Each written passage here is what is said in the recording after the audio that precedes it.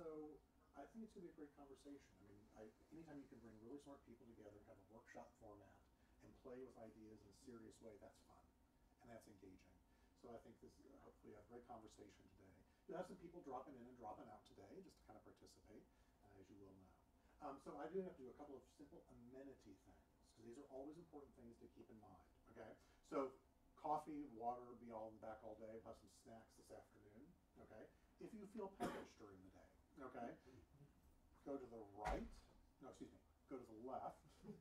Okay, and you'll find a set of stairs that will take you down to a food court. There's a Starbucks down there and some different things, and so on. Restrooms also are to the left, which is an important kind of context marker that we kind of need. So again, thank you for coming. But before I end, I would like to say these conferences don't go on without a lot of labor. And I'd really like to thank both Kate and Tyler who are in the room, and the students helping with this. I'd also like to thank. So you just I think you've all met. Have you all met Kate and Tyler? Is it Green? Tyler. Yeah. Thank you guys. Thank you. And there are sometimes invisible labor you don't see, but there's also visible labor with Mel and technology trying to get this set up. But also a big thank you to Lauren Adams, who you met outside. Big thank you to Sandy Maldonado, who's our administrative assistant, Ruby Ruiz, who helped with a lot of transportation. So really want to recognize that. Yeah. Thank you for all that you do, and thank you for being here. So with that, I'm going to be quiet and get back into the conversation. So thank you. Thank you.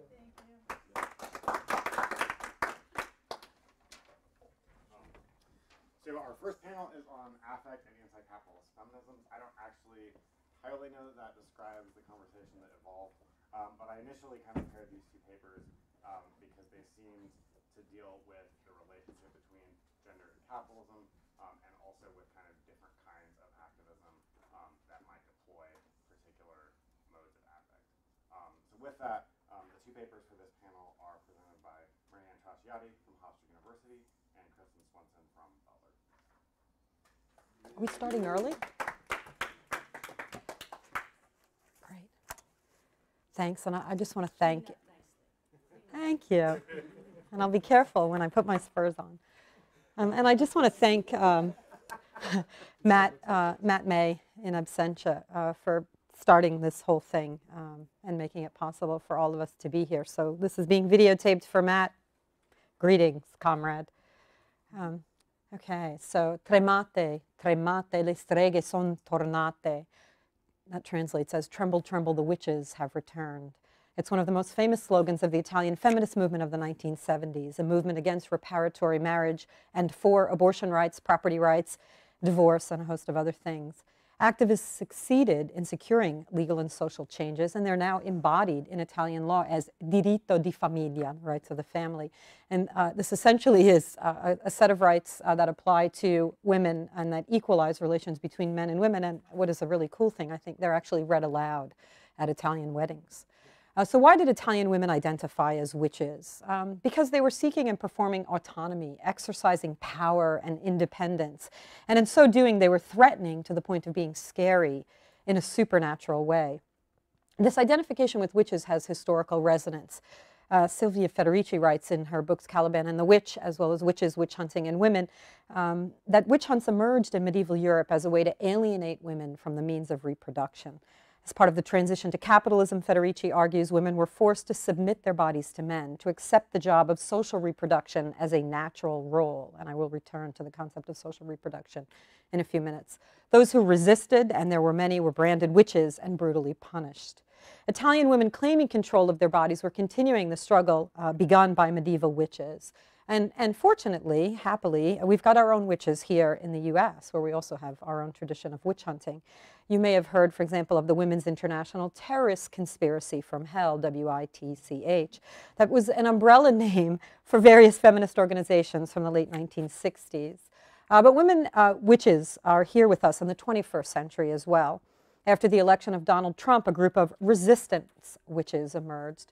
They're 10,000 plus practitioners of magic who come together monthly to cast a binding spell on the president to keep him from doing harm.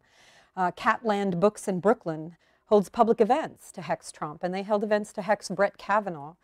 Some supporters of these targets have responded. A Catholic priest held a mass to protect Kavanaugh, and dozens of Christians demonstrated outside of Catlin books. It's a really interesting phenomenon.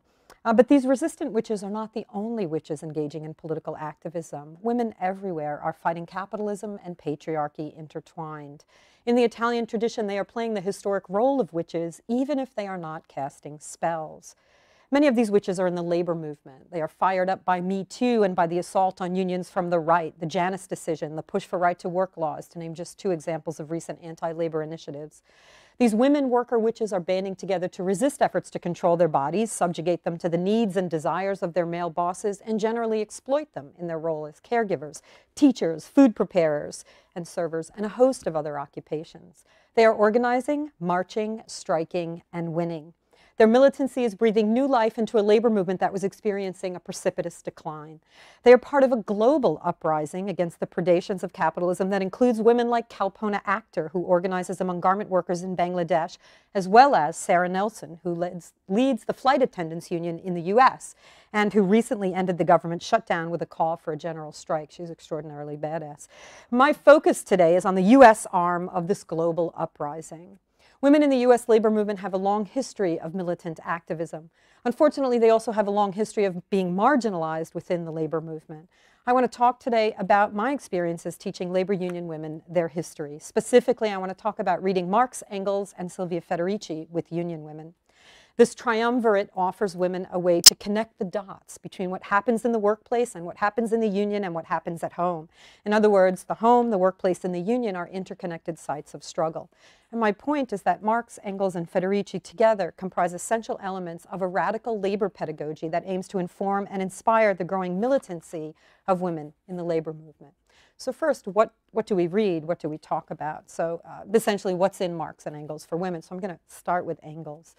In Origin of the Family, Engels explained the overthrow of matrilineal descent as one of the most decisive revolutions ever experienced by mankind. The overthrow of the mother right, he argues, was, and this is a quote, the world historic defeat of the female sex.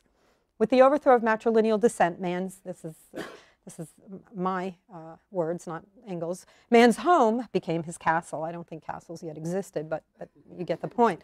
Engels wrote, the man seized the reins of the house also. The woman was degraded, enthralled, the slave of the man's lust, a mere instrument for breeding children. And that's an important point, right? Woman becomes man's slave. The first effect of the rule of men was emergence of the patriarchal family. In this form of the family, the wife comes under paternal power to guarantee fidelity and thus guarantee the paternity of the children. According to Engels, the patriarchal family is based on economic conditions. The fidelity, oh, my time had just kicked out. Sorry about that.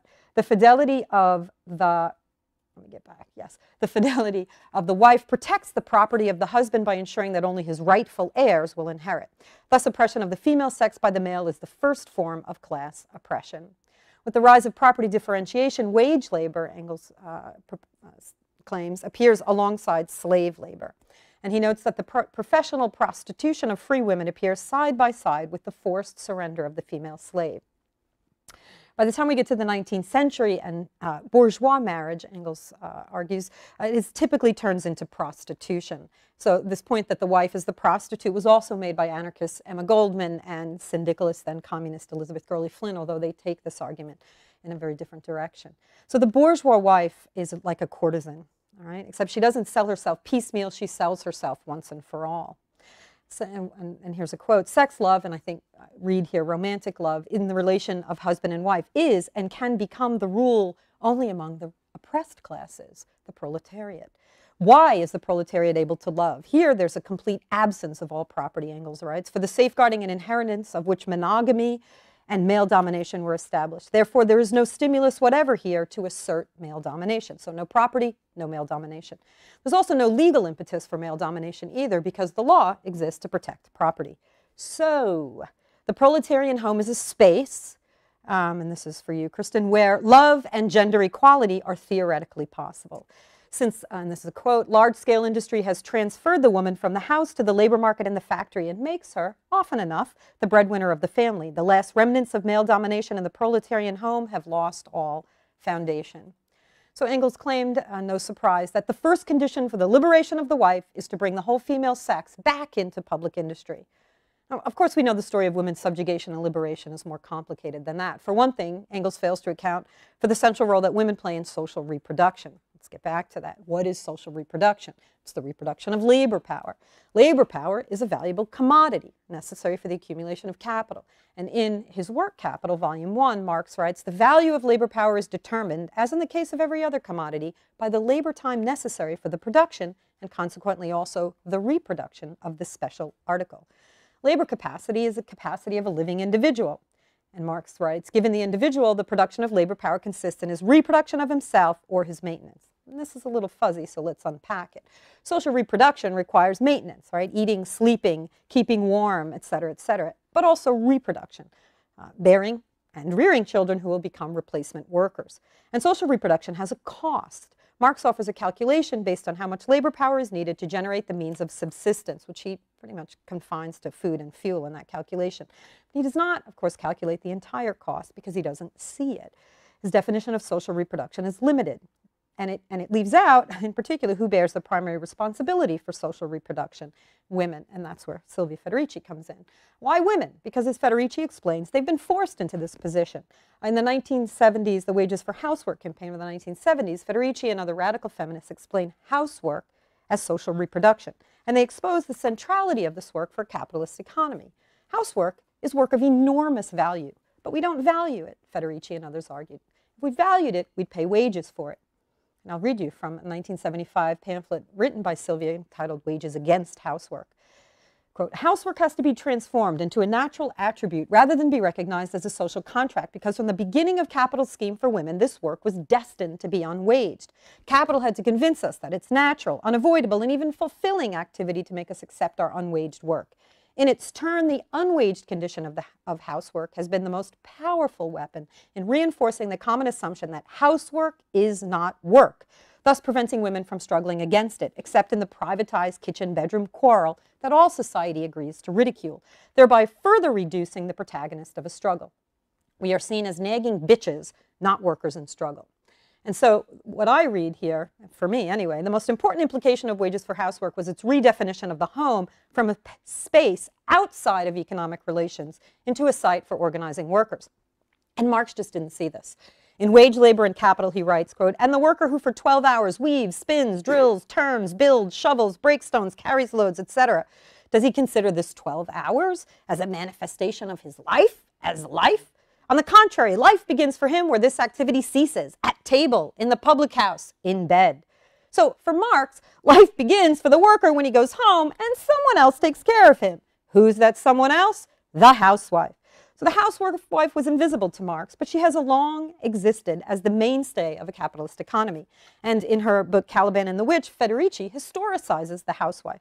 She shows how the transition to capitalism required a state-sanctioned war on the female body exemplified in the persecution of witches. The ultimate product of this program of subjugation was the housewife, who reproduces labor power through her own unwaged labor. So, despite Engels' best intentions, bringing the female sex back into public industry does not equalize relations between men and women.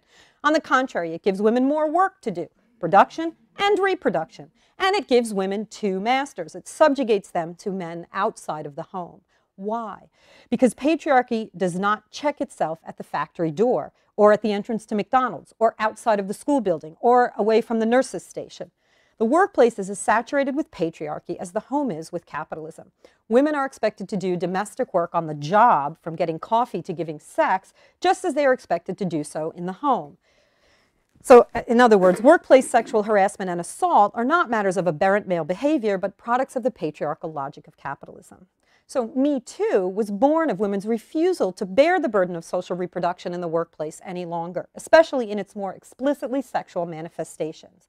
Women workers everywhere are pushing back against the extension of social reproduction into the places where they work. And we see this when Sarah Nelson rails against the sexualization of flight attendants, when the Coalition of Immokalee Farm Workers organizes to combat sexual assault in the fields, when the Domestic Workers Alliance pushes for a Bill of Rights that includes freedom from sexual violence and harassment for cleaners. So turn now to this as a pedagogical tool, right? Union women want to learn about and talk about this stuff. Recently, I'm the director of labor studies at my university, and I've gotten a spate of requests to offer courses, lectures, and workshops on women in the labor movement. So I've worked with women, with Teamsters, with the retail department store workers, carpenters, they call themselves sisters in the brotherhood, which I love, and all kinds of electrical workers, all kinds of union women. My female audiences know very little about their history when they walk in the room, but things soon change. We discuss historic strikes led by women. We discuss unions founded by women. We discuss organizational tactics adapted and created by women. So they marvel at the black women laundresses who organized the Washerwomen of Jackson, the first labor union in the state of Mississippi in 1866. They cheer for Clara Lemlich, the 19-year-old Russian immigrant organizer for Local 25 of the International Ladies Garment Workers Union, when she roars, "I've got something to say," at a meeting at the Great Hall at Cooper Union, dominated by men who won't let her get a word in edgewise. And thus, this 19-year-old launches the uprising of the 20,000 in 1909. They glory in the audacity of Italian immigrant women who steal the clothes from a policeman who's bathing in the Merrimack River to protest police brutality during the Bread and Roses strike in the textile mills of Lawrence, Massachusetts in 1912. They celebrate the moxie of Genora Dollinger and other members of the Women's Emergency Brigade who smashed windows with clubs to protect their husbands and sons and brothers and uncles and lovers from noxious gases during the 1936 sit-down strike at the GM plant in Flint, Michigan. But nothing fires them up like wages for housework, right? This stuff blows their minds. I see it. They talk about it. They come back the next class and say, "Oh my gosh, that opened my eyes. It changed my life." Why? Well, because it exposes the ideological underpinnings and material consequences of patriarchy and capitalism for their work lives and their home lives. It explains why black laundresses, Clara Lemlich, Italian immigrant women in Lawrence, Genora Johnson, the other women emergency brigade members had to fight not just their bosses, but their husbands and fellow union members to exercise agency. 10 years ago, these insights might not have happened so readily. I probably wouldn't have been getting all these requests. But things are different now. Why? End of the Cold War. I don't think we talk about that enough, actually, and how things have changed. The rise of Occupy Wall Street and the subsequent reemergence of economic inequality as a topic of public discourse and class as a category of analysis. The concerted attack on unions and the deteriorated material conditions of working people's lives. So, how exactly do these works speak so powerfully to union women? Right? I would probably refer to them as the triumvirate, Marx, Engels, Federici. Right? Well, a few observations. They illuminate the origins of women's double shift. So you've got these union women go, "Oh my gosh, that's why I have to work at work and then work at home." Social reproduction. It gives them a language, a locus of invention, right, to think about and talk about and argue about these things. It explains the origins of their marginalization within the workplace and the low status of women's work. Women are not supposed to be outside the home. It's not natural. They don't need equal pay because they are or should be attached to high-earning male wage workers.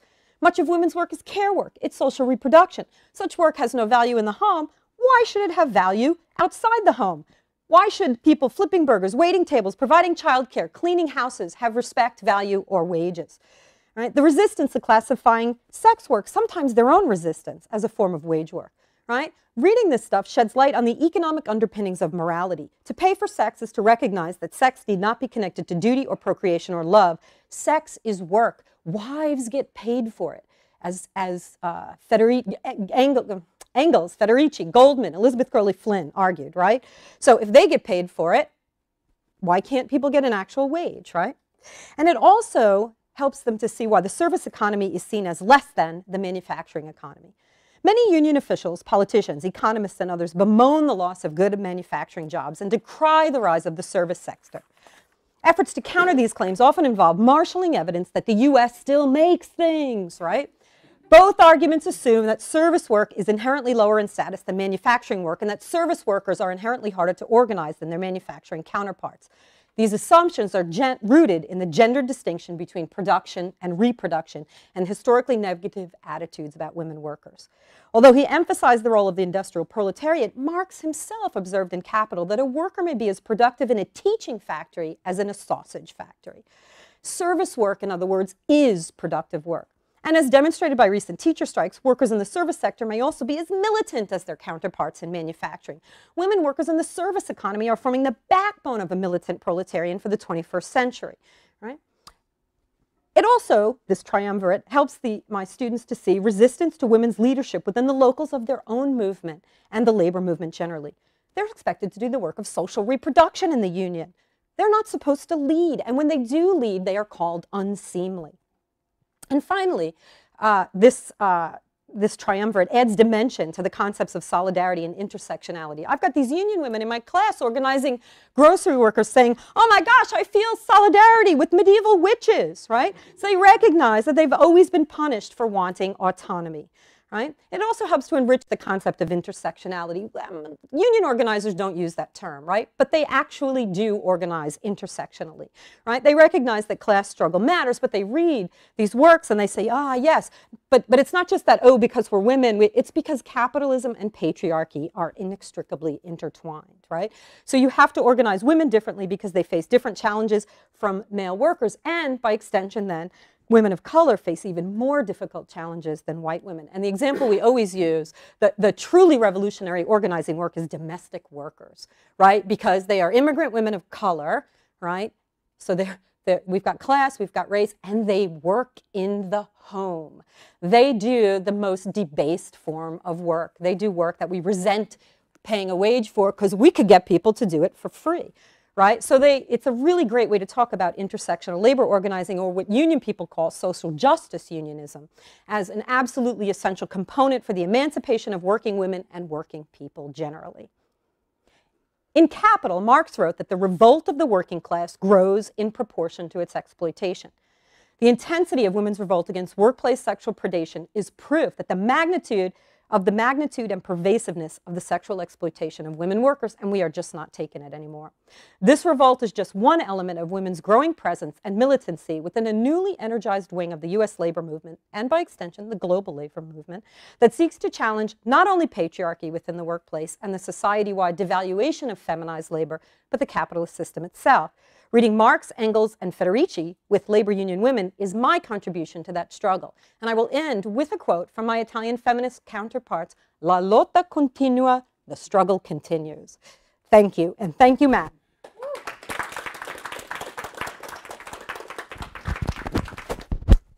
I'll now transfer the microphone to my comrade.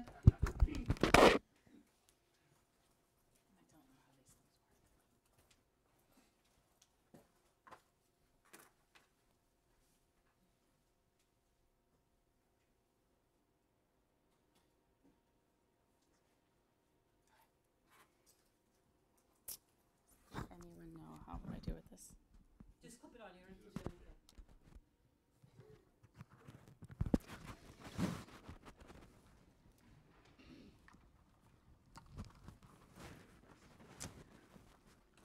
Mine follows nicely because I am going to talk about cleaning the house, or more specifically, Marie Kondo. Is everyone familiar with Marie Kondo? Okay. Jess, it's good to see you. Marie Kondo is the organizational guru of our time, with over 10 million copies sold of her books, The Life-Changing Magic of Tidying Up, and Spark Joy, an illustrated masterclass on the art of organizing and tidying up. She even recently published the life-changing manga. Is it manga or manga? For the Thank you. Manga of Tidying Up, a Magical Story, and of course, the ever-popular Netflix series, Tidying Up with Marie Kondo. Her methods of tidying have sparked both joy and controversy, with popular press articles like Marie Kondo's new show sparks dread, or Marie Kondo is more than a tidying guru, she has perfected a radical theory of possessions, to decluttering is the new juice cleanse and equally annoying, and thanks Marie Kondo, the resale market is becoming bigger than fast food. And then the twit storm started by novelist and Anakana Schofield when she tweeted, "Do not listen to Marie Kondo or KonMari in relation to books."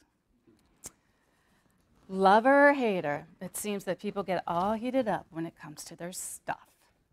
As Ann Sovakovich notes, before the double secret of the worker's laboring body and the production of surplus value can be revealed, Marx must contend with a vast array of objects that shielded these truths from view.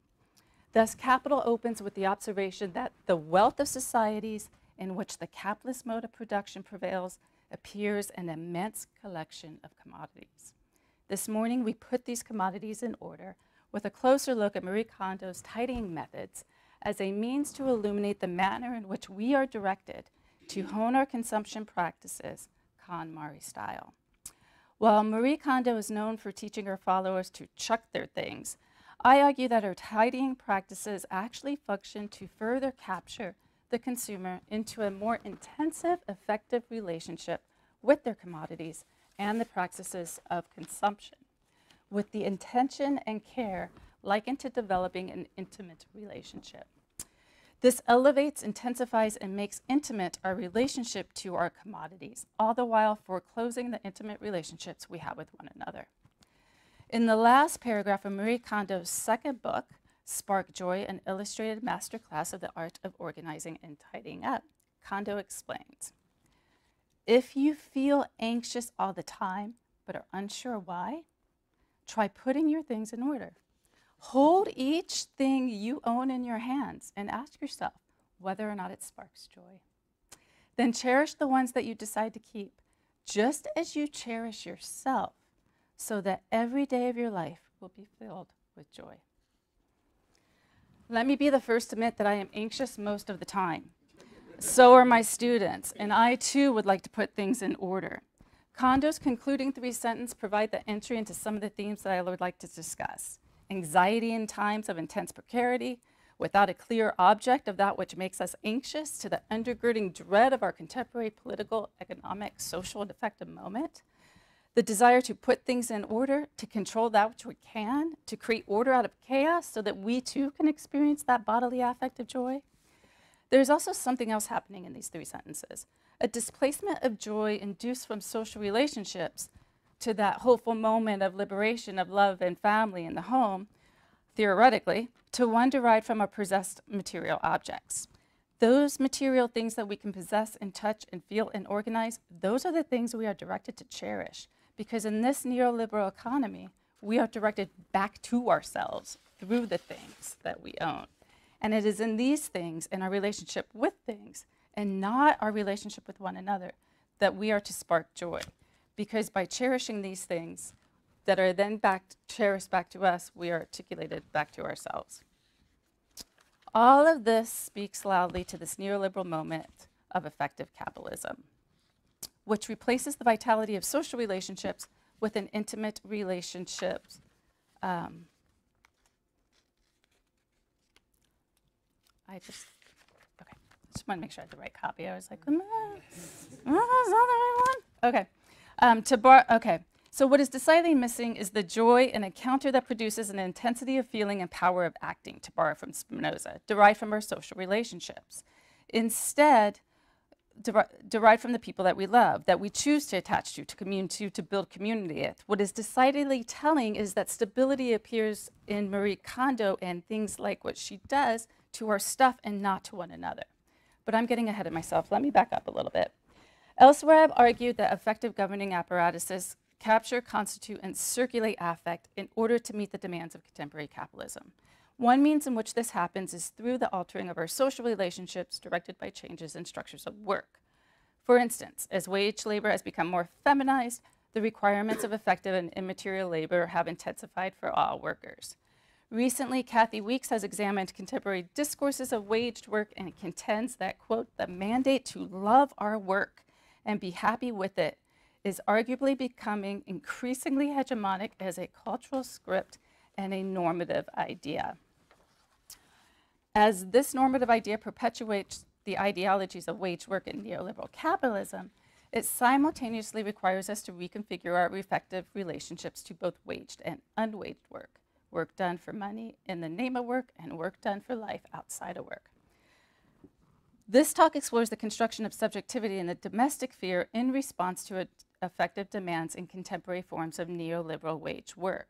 As structures of wage work have shifted and altered, so too have the effective discourses and subjectivities with them. This reconfiguration is one that directs us to love our work, or at least to pretend to. Recently, there was a New York Times headline that said, "Why are young people pretending to love work?" I didn't read it, so I can't tell you. Weeks goes on to argue that under heteropatriarchal capitalism, the ideology of romantic love, born of the separate spheres An idealized and feminized model of love is being harnessed not only to continue to assign domestic work to women, but to recruit all wage workers into a more intimate relationship with wage work. As we are recruited into an intimate relationship of wage work, we are then moved. I want to begin to ask how it is that we are to understand our relationship outside of work and more specifically in the home. What form does the relationship at home, with our homes, and with the people in them take if the primary relationship with wage work appropriates the discursive form of romantic love? These questions bring us back to spark joy. The KonMari method reproduces our relationship to capitalism as a relationship of joy derived from the effective relationships that we have with our stuff. I can consume stuff if that which I consume pleases me. The impetus is not just to acquire more stuff, but to love your stuff and be thoughtful about which new stuff you purchase. We must invest intensely and effectively in our relationships with the objects that we consume. And we must also be explicit in our affirmation of that joy that our stuff induces in us. For those who have even seen the Netflix show, there's a lot of like, thank you, thank you, thank you for your service today. Thank you for the warmth you gave me, this old town. Now I give you away. In her book, she literally talks about like she comes home every day and thanks her purse for carrying her stuff. And she spends a lot of time effectively investing in gratitude toward her things. In her essay, Home Economics, Fiona Allen argues, quote, the imperatives of competitions, self-enterprise, and calculation practices, and calculation practices which households are now regularly called on to perform, are more defining of the current context and therefore require scrutiny both in terms of how they manifest as material practices and in terms of their social and political consequences. Housekeeping then remains an unpaid labor, but the love relationship is not firstly with the social relationship of the family, but rather with the relationship with oneself derived from one's pleasure of things. In this sense, one reproduces their effective relationship with their stuff while simultaneously reproducing their relationship to capitalism and the pleasures they are to derive from consumption. This exchange of the primary relationship from the people in the home to the things in the home is significant. Kondo writes, as long as I face my belongings sincerely and keep only those that I love, as long as I cherish them while they are with me and consciously seek to make my time with them as precious as possible, every day will be filled with warmth and joy. This knowledge makes my heart feel so much lighter. You can't make this up, it's there. Kondo directs her readers to cherish her relationships with things as she would cherish her relationship with a love interest, to spend quality time with them, to invest deeply in her relationships, and the promise that this will produce warmth and joy every day. Let's move now to talk a little about the joy of stuff. Kondo explains that, quote, only two skills are necessary to successfully put your house in order: the ability to keep what sparks joy and chuck the rest, and the ability to decide where to keep each thing you choose and always put it back in its place. For Kondo, in order to know if something sparks joy, one should touch the object and hold it close to their heart and pay attention to the interaction of the object with the body. This material interaction and its material effect bring to mind Spinoza's understanding of affect. I state elsewhere that Spinoza explains that affect is the process by which one body affects another body, as well as then transition from one affected state to another. Spinoza conceptualizes affect as the idea of any mode by which the human body is affected by external bodies. And for a body to be affected, it must involve the nature of the human body and at the same time the nature of the external body. A body that is affected by another body will result in increases or decreases of the body's power to act. Spinoza's definition acknowledges the materiality of an affected body as well as the idea that a body contains with it that which alters the body's affect. Kondo says, our things are a part of us. Let me show you what joy looks like.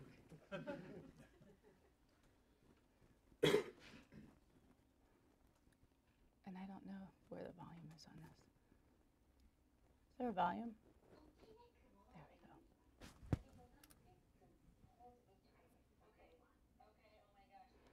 Sorry.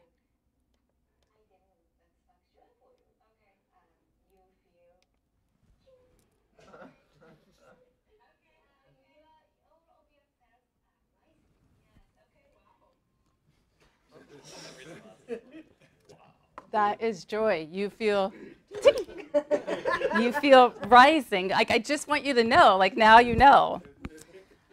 Kondo demonstrates the process here, along with the bodily feeling of joy expressed with her trademark ting. I don't know if it's really trademark, but she's probably getting on it. She expresses joy as a bodily experience produced from the interaction of modes and bodies. Her body literally rises as she verbally expresses the joy as a lightness. We also saw in this clip that to recognize joy is a learnable skill, and Kondo teaches this skill by contending that, quote, the best way to identify what does or doesn't bring you joy is to compare. Thus, joy is on a spectrum, and your possessions can bring you more or less joy. Joy is not a rational feeling, but rather a bodily experience. Kondo says you feel joy in your heart, not in your head.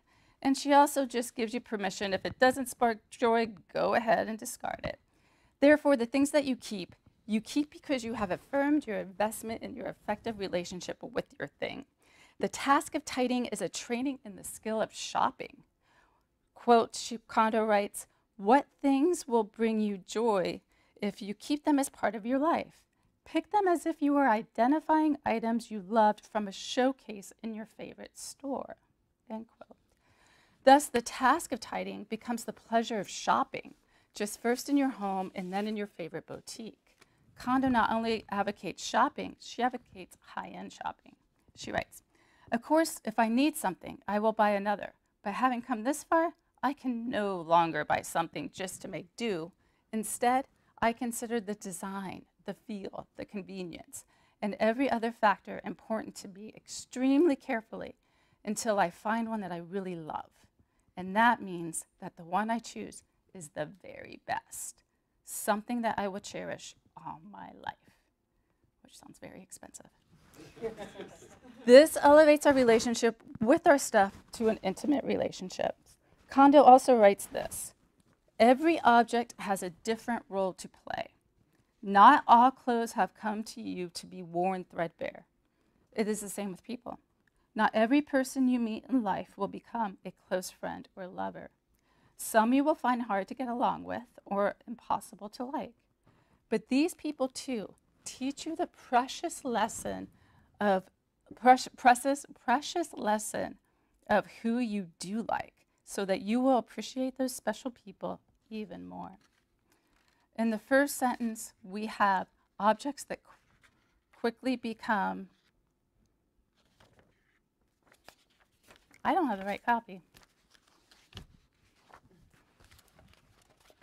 In the first sentence, we have this intense relationship in which these objects play a different role, but like people, they move from being an object to actual full personhood by the end. And she translates this in this very interesting way of doing that. So through the primacy of our relationships with our material things, we are directed to find stability in an otherwise unstable world. As Paula Rabinowitz notes in the first volume of Habits of Being, quote, any item or clothing participates in a system that exchanges one thing or one sensation, one memory, one desire for another. Or as Marx states, insofar as exchange is a process by which commodities are transferred from hands in which they are non-use values to hands in which they become use values, it is a social circulation of matter. The product of one form of useful labor reproduces that of another.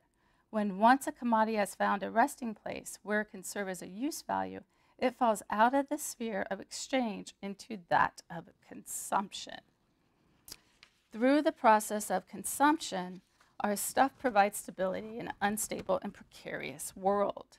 Kondo advocates for an intimate and effective relationship with our objects and possessions as a means in which to cure the anxieties of our precarious contemporary moment. What is devalued is our actual relationships with one another, an intimate relationship with the flesh and blood of another human being. Her method of tidying is one that captures our affect into capitalist circulation, as through the process of tidying, we are trained to consume and shop for that which produces joy, which is quite a high and most likely an expensive standard. I want to conclude with a quote from Kondo, one in which she describes material products in such a way that she includes her own spirit imbued in them, but neglects all other forms of work.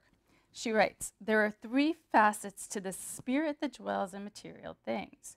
The spirit of the materials from which the things are made, the spirit of the person who made them, and the spirit of the person who uses them. The spirit of the maker has an especially powerful impact on an object's personality.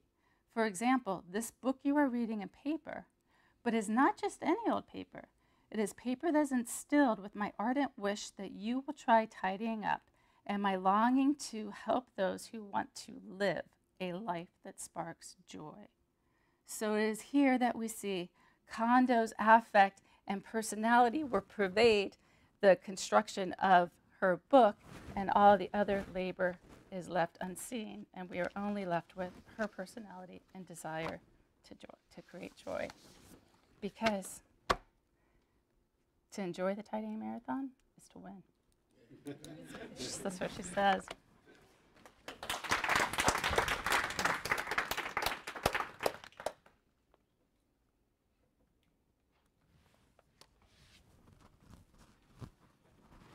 We have about half an hour for questions and conversation. That's okay. Ma'am, I think I had my wrong. Was it okay?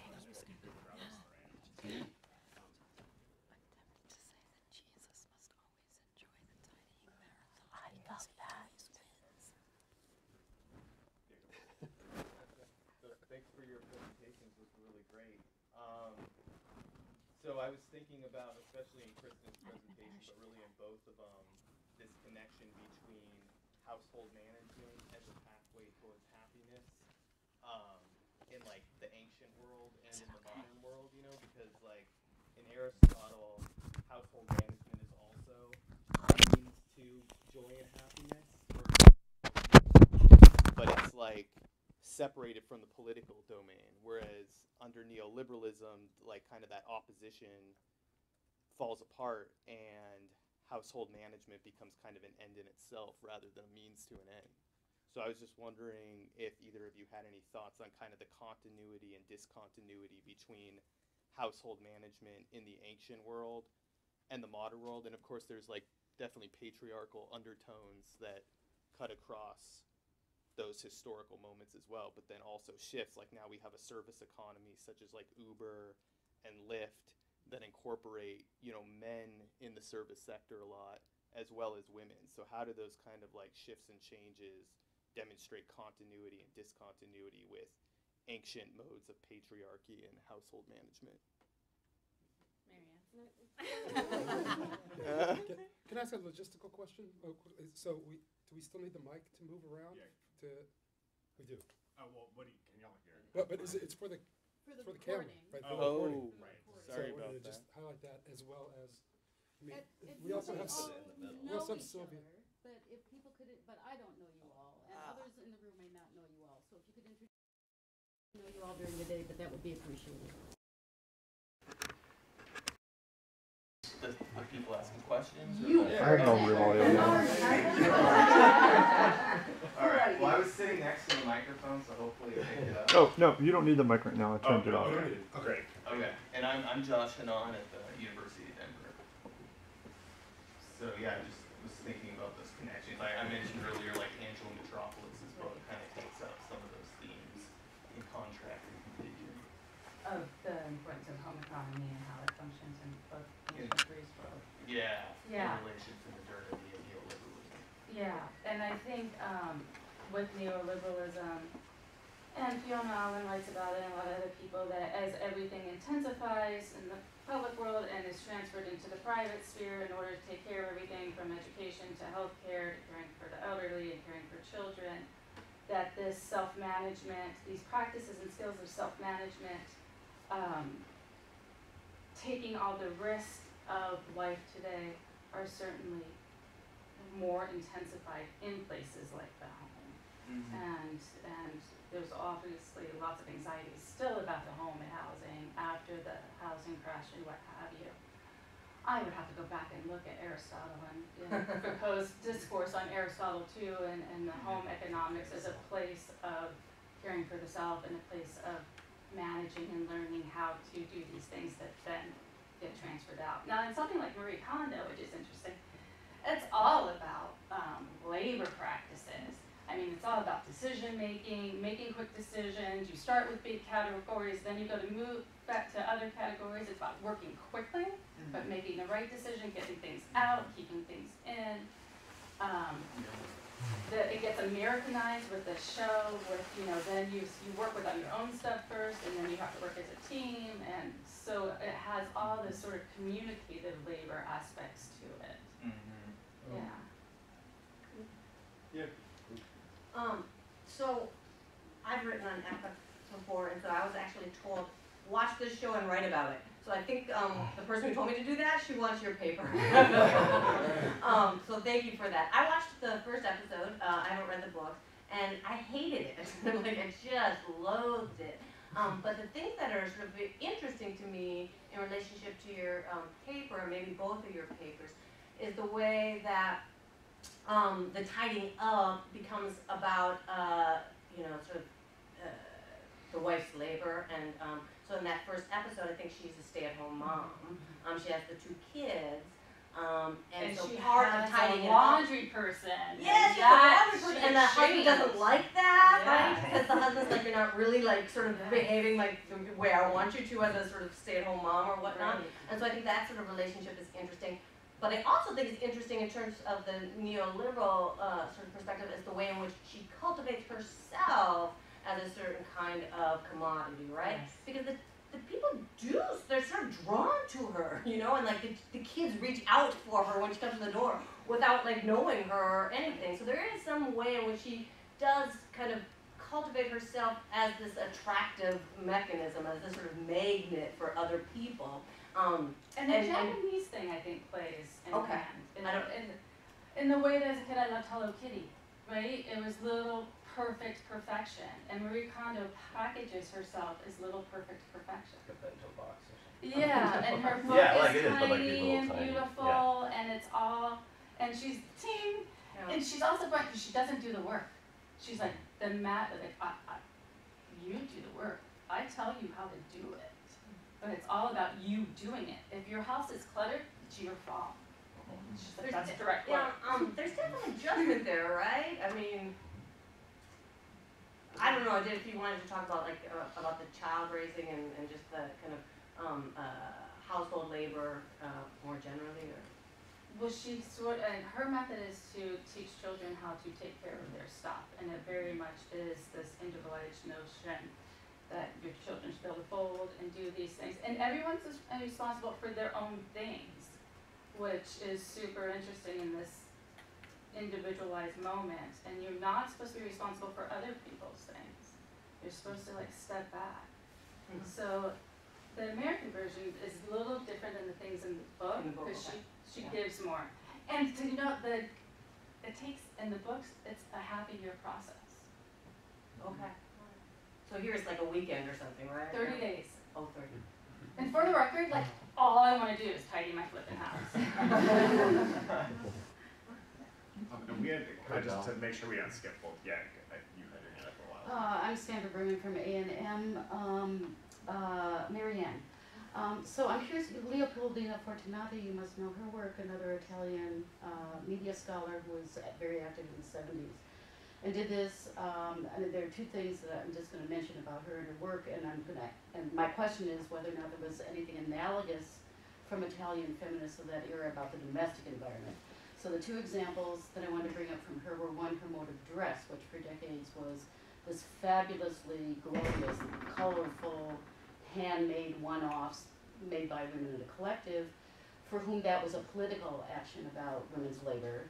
I mean, it was also great fashion, but it was like a political statement. It was part of her action. But the other was her, you know, the most wonderful piece about the mobile phone in the history of the world, that thing about how Italians only went on the internet once the mobile phone became a fashion item, but still not until the keys were designed so that if you had fingernails, you could use it.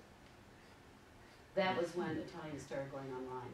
So I'm wondering if there are any examples from feminists, since you started with the Italian school, and then you moved off into other territory, but that launched that question in my mind. If you know of analogs of that kind of feminist interpretation of the domestic environment in the areas that you were talking about. where the analysis itself leads us to understand a communication technology in the domestic environment in a very different way from how we had understood it before. I'm not really an expert on Italian feminism so much as, but I will say, and I don't think this answers your question, but I will start here. One of the interpretations of the cell phone, for example, that I heard was that Italians embraced the cell phone en masse way before we did, and part of one of the arguments for that was that it was a mode of surveillance. So that, and as we use it now, but I mean, they were the first ones to discover, women in particular, that you could keep tabs on your kids with the cell phone. So that's not exactly, I don't think that answers your question. I'm not sure that I really have the resources and maybe I don't understand the question, but I don't really, Italian feminist analyses of communication technology, is that the In question? the domestic environment, I mean, since that was an example from the mobile environment, so since you started with them, I was just wondering if you know, in that world there were other kinds of analyses that changed how we understood the communication technologies from a feminist perspective. I don't really know. Okay, thank you. Yeah.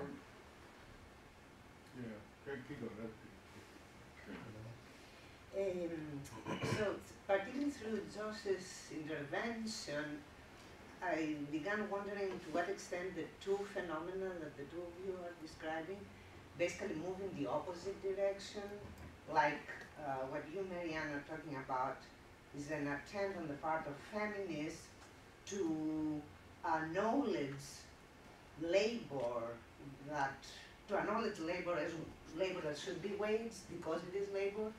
That is, say, to acknowledge it as a practice within capitalism, whereas what Kondo, whatever her name is doing is to pretend that these objects are objects of economia as opposed to chrematistics, to speak in Aristotelian terms.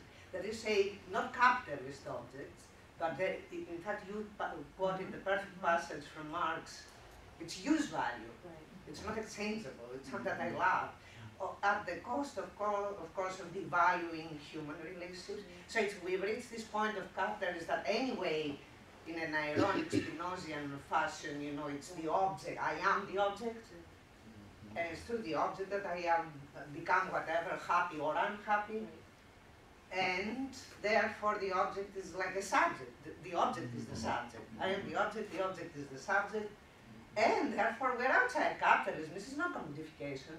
So it's neoliberal defense mechanism against capitalism. Whereas the leftists are screaming, no, we are in capitalism, and recognize that. And I want to recognize even, I don't know, the act of giving birth as part of production.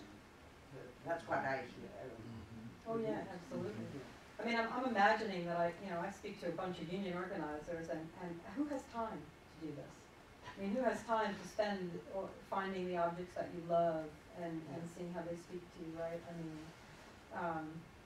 so I mean, one of the things we can talk about too is who's the audience for this, and who aspires to be the audience versus who actually can enact this kind of directive, right? To find the things that spark joy in you.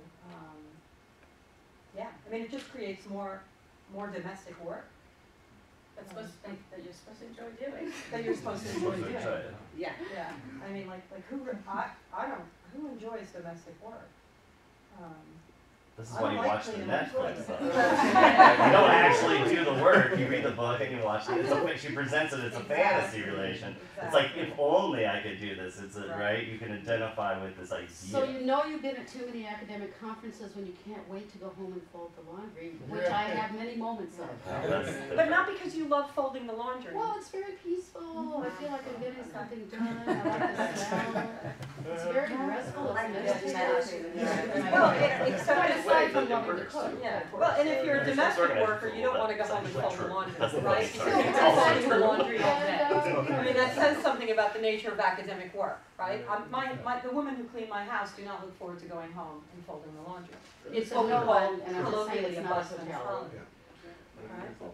Maybe if I connect to that, 'cause I mean, what I was thinking about was just, in your analyses, how does issues of like passion and time really enter into this? Because, for example, my partner loves antiques. Right. So the notion of tidying is antithetical to that. It's not collecting.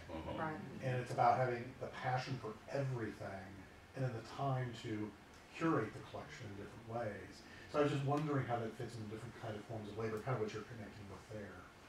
'Cause I mean, a lot of people like a lot of stuff. I don't personally, you know, but I don't have the passion for the time. does. Yeah, okay. You can connect. Okay. So how does that work in a Well, and this analysis? has Yeah. been the critique of Kondo in the popular press, like this, like, because apparently she keeps only 30 books and all the academics and writers got all that type. But her response to that was, it's not about how much stuff you have, you just have to intimately love it. So it sounds like your wife loves her collections of antiques. So it's an investment in the effective relationship that she gets from her stuff. So does the collection count as a one? Like the one of the many? Like, is that Yeah. a one Oh. qualitatively? I wonder, for her. Because it's like one collection. Have you ever watched the other show that bring up more pop culture, American Pickers? Yeah. You know, that's where I was going with it, with that. Yeah. Because they love everything. Yeah. Well, they're like stealing stuff, aren't they? Well, It's like the that's true. pleasure of ripping off some Yeah. poor person who's like has awesome stuff. Yeah. It's They also have like, value. yeah, I also went into their house and I Yeah. stole I it, want. but I That's what got Disney this does. stuff that they didn't realize. But one of the things, so this, I'm going to talk around this for a minute, and hopefully I'll get there.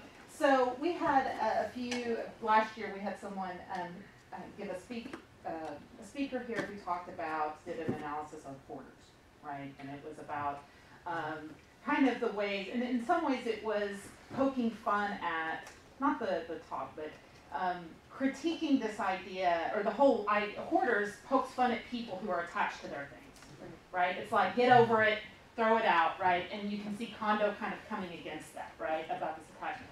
The reason I bring this up is because in that, one of our colleagues brought up that like this kind of idea of critiquing attachment to things is a very Western notion, right? She's like, this is, in my culture, this is something that is as deep of a belief as, anything can be, right? And she also on Facebook has talked about being like this Kondo method, this kind of attachment to things is something that's always been a part of her life, and so she doesn't, kind of critique some of the critiques being that. Now I say this because I did too watch, and I'll have to say Kondo's method of folding is genius, and I will go to my death saying that. I have now done all of my drawers the way that she folds, and I will say that. But I had this moment after I watched Tidying Up, like the whole like kissing my things and telling them goodbye. I was like, no, I don't need it. Get rid of it, right? Like that part of attachment didn't speak to me, right? And it brought me back to that moment of, is there something, and I don't want to be like totally cultural relativist here, but is there something fundamentally that I don't understand about that? And as part of the Kondo problem, it's Americanization, right? Like that we're trying to translate something that is deeply not us into this framework, right? And do you ever struggle with that kind of cultural difference that she seems to be trying to translate in this context? But I think part of the critique is that we just don't get it. And I think that very much I think you're right. Like the Japanese-ness of Marie Kondo and the culture of Japan may not translate. What's interesting to me is our desire for that. Yes. Why, our desire to put things in order and to have joy. And if it's as easy as tidying the house, so I agree with that, but we've like hook, line, and sinker that for some reason. Like we are desiring to find I took and pictures to of my drawers. control and to Look what I did. and to create. We're desiring for our homes to be a safe haven. I started out at this telling Marianne earlier that my desire is to write a book about the home as a revolutionary place.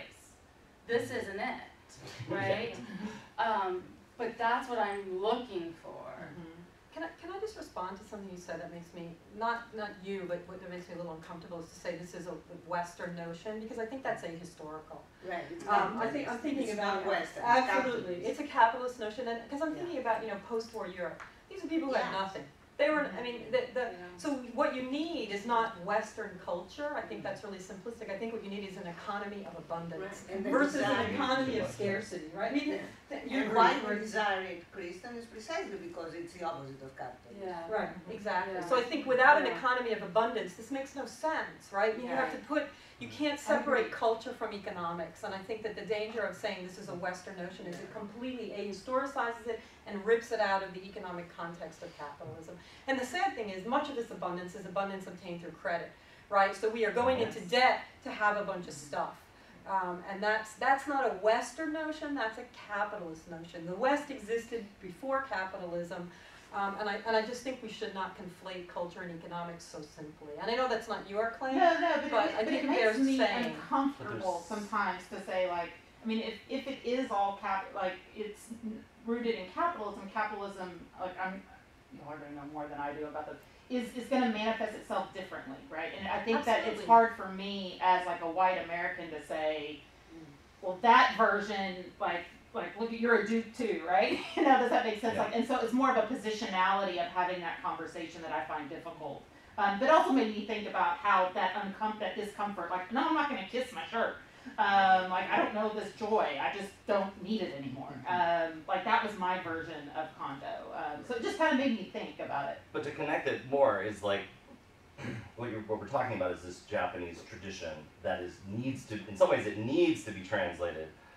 I'm sure in Japan it might be like, look back to some old traditions, this makes sense, but when it's translated into the US where everyone has endless 100 outfits or whatever, it becomes this other thing and it produces a different kind of desire, right? But again, everyone in the U.S. doesn't have hundreds of No. outfits. I mean, that's also, But this that's is a not myth. for them. That's no, the it's not point, for them, right? but This to is say for everyone has people with hundreds stuff. of outfits. But this would be then Leopoldina Fortunati's version in the home. So if in the home what you have are kitchen things that are handmade and clothing that is handmade Exactly. and furniture that is handmade and that or that has been in your family for 18, whatever, it is a place in which you love your objects and it can be a revolutionary. Right. You go. I have a question for these two separate, but when we're done with this stuff. Well, and just really quickly, maybe like a middle ground there is the different modes of affect. Because I've read a couple of commentaries that suggest that she's drawing on traditions that are indebted to Shinto specifically. Yes. And there's a kind of pantheism or multi-theism there that maybe doesn't translate into the kind of personal fulfillment there. So I think that like there's a level of economics, like how many objects we have, but then also a level of like this is about you and it's about your fulfillment and your sense of order rather than some kind of larger non-personal order. And there might be a nerdy side point about Spinoza you could make there in the sense that I think there's like a hippie Spinoza and a less capitalist, less hippie Spinoza. So that might be fun. But yeah. Jack or did anyone want to jump on? He has been. Oh, Nathan, yeah, go for it. Hi, I'm Nathan Crick from Marianne. I want to ask, two questions, but I'll just ask Marianne. Kate brought this up when we were in our seminar, Federal Retreat, and I think I've raised this question to you when we talked about it. So when we talk about wages in the home, this example from the New York Times article, I think I told you about it, which was this woman goes to this high-end sort of park and hanging out with these other moms, and the idea of the wife bonus came up, right? So she was like, oh, I got my wife bonus this month because I did this stuff and I was very good. And she's like, what are you talking about? What wife bonus? So, rich New Yorker women that are living off their husbands or whatnot are Probably doing in really Sylvia's well. neighborhood, by the way. Yeah, Quite slow. and so they're getting paid, right? And they're doing well as a wife, and they get an extra, whatever, $20,000 or a new car or whatever. And this is very worked into the relationship. From the husband. Right, from the husband. And so there is an odd sort of recognition, even though it's like, well, this seems really offensive at some level, but then they're like, well, but it's recognizing the labor that they're doing quite explicitly in a very high-end environment. And then I was thinking of my own and a lot of people's relationships, where we have, when you have children and then you start measuring daycare, and you're like, so my wife was working, this was like, well, we would pay as much for that, she just agreed to stay home for 7 years, right? And there was an explicit sort of indirect comparison to wage of people taking care of, and we're like, well, cost benefit, I guess you would indirectly getting paid for that, and I'm working, and so there's ways of measuring that, and so the question is, what is that? What do you think about the wife bonus for one thing, and what other ways do we actually already sort of measure that labor through these kind of indirect comparisons and logic? I actually would quibble with bonus. I don't think it's a bonus. Right. So and the whole Engels thing about it's prostitution, right? I mean, he writes that. Then Emma Goldman makes that argument. Elizabeth Hurley Flynn makes that argument. Gerda Lerner talks about the enslavement of women to men, like the first oppressive relationship is male to female. So that has a really long history. And I think what's so troubling when people hear that term is that, so it's sort of like with sex work, it makes explicit what we know is already always there, right? I mean, so even to call it a bonus, I don't care that you say like I'm getting paid. I sort of bristle at bonus. Why a bonus? Yeah. Like that should just be your wage, right? If you're going to work out some sort of economic agreement with a partner, then don't call it a bonus because that implies, oh, you did really well. But is that already your job recognized, to though, they pay. are getting paid in their already relationship, right? Because they're not working and are I would getting just ask paid, for a right? raise. I would say, screw the bonus thing. Just say, this is what I want for my wage. But the bonus really does make it about judgment, right? Like Yeah. it means that on a regular basis, your work can be judged and it can be in But by excess or whom? in some by the husband, of course. Right, Yeah. right, exactly. It's a really extra. It's like super extra offensive. Yeah, I mean, but not because it's payment, right? Because it is who decides what's above and beyond the call of duty. It really is the boss at home situation. Yes, it is, and that's what that's why the sort of right. And then the other thing I think that's sort of the interesting thing. I mean, Wages for Housework is a campaign of the 70s, right? Where we're really just women have always worked. They've always done wage labor, and Engels was wrong. It doesn't liberate women to just not be in the home, and proletarian men can be shits to their wives, even if they have no property. In fact, probably more so if there's no property. The rage, right, that would come with that, we know. So that's just wrong. That's what I would ask about Aristotle. Like, what would Aristotle's wife have said about what he wrote about home labor, right? And who's doing it? The slaves.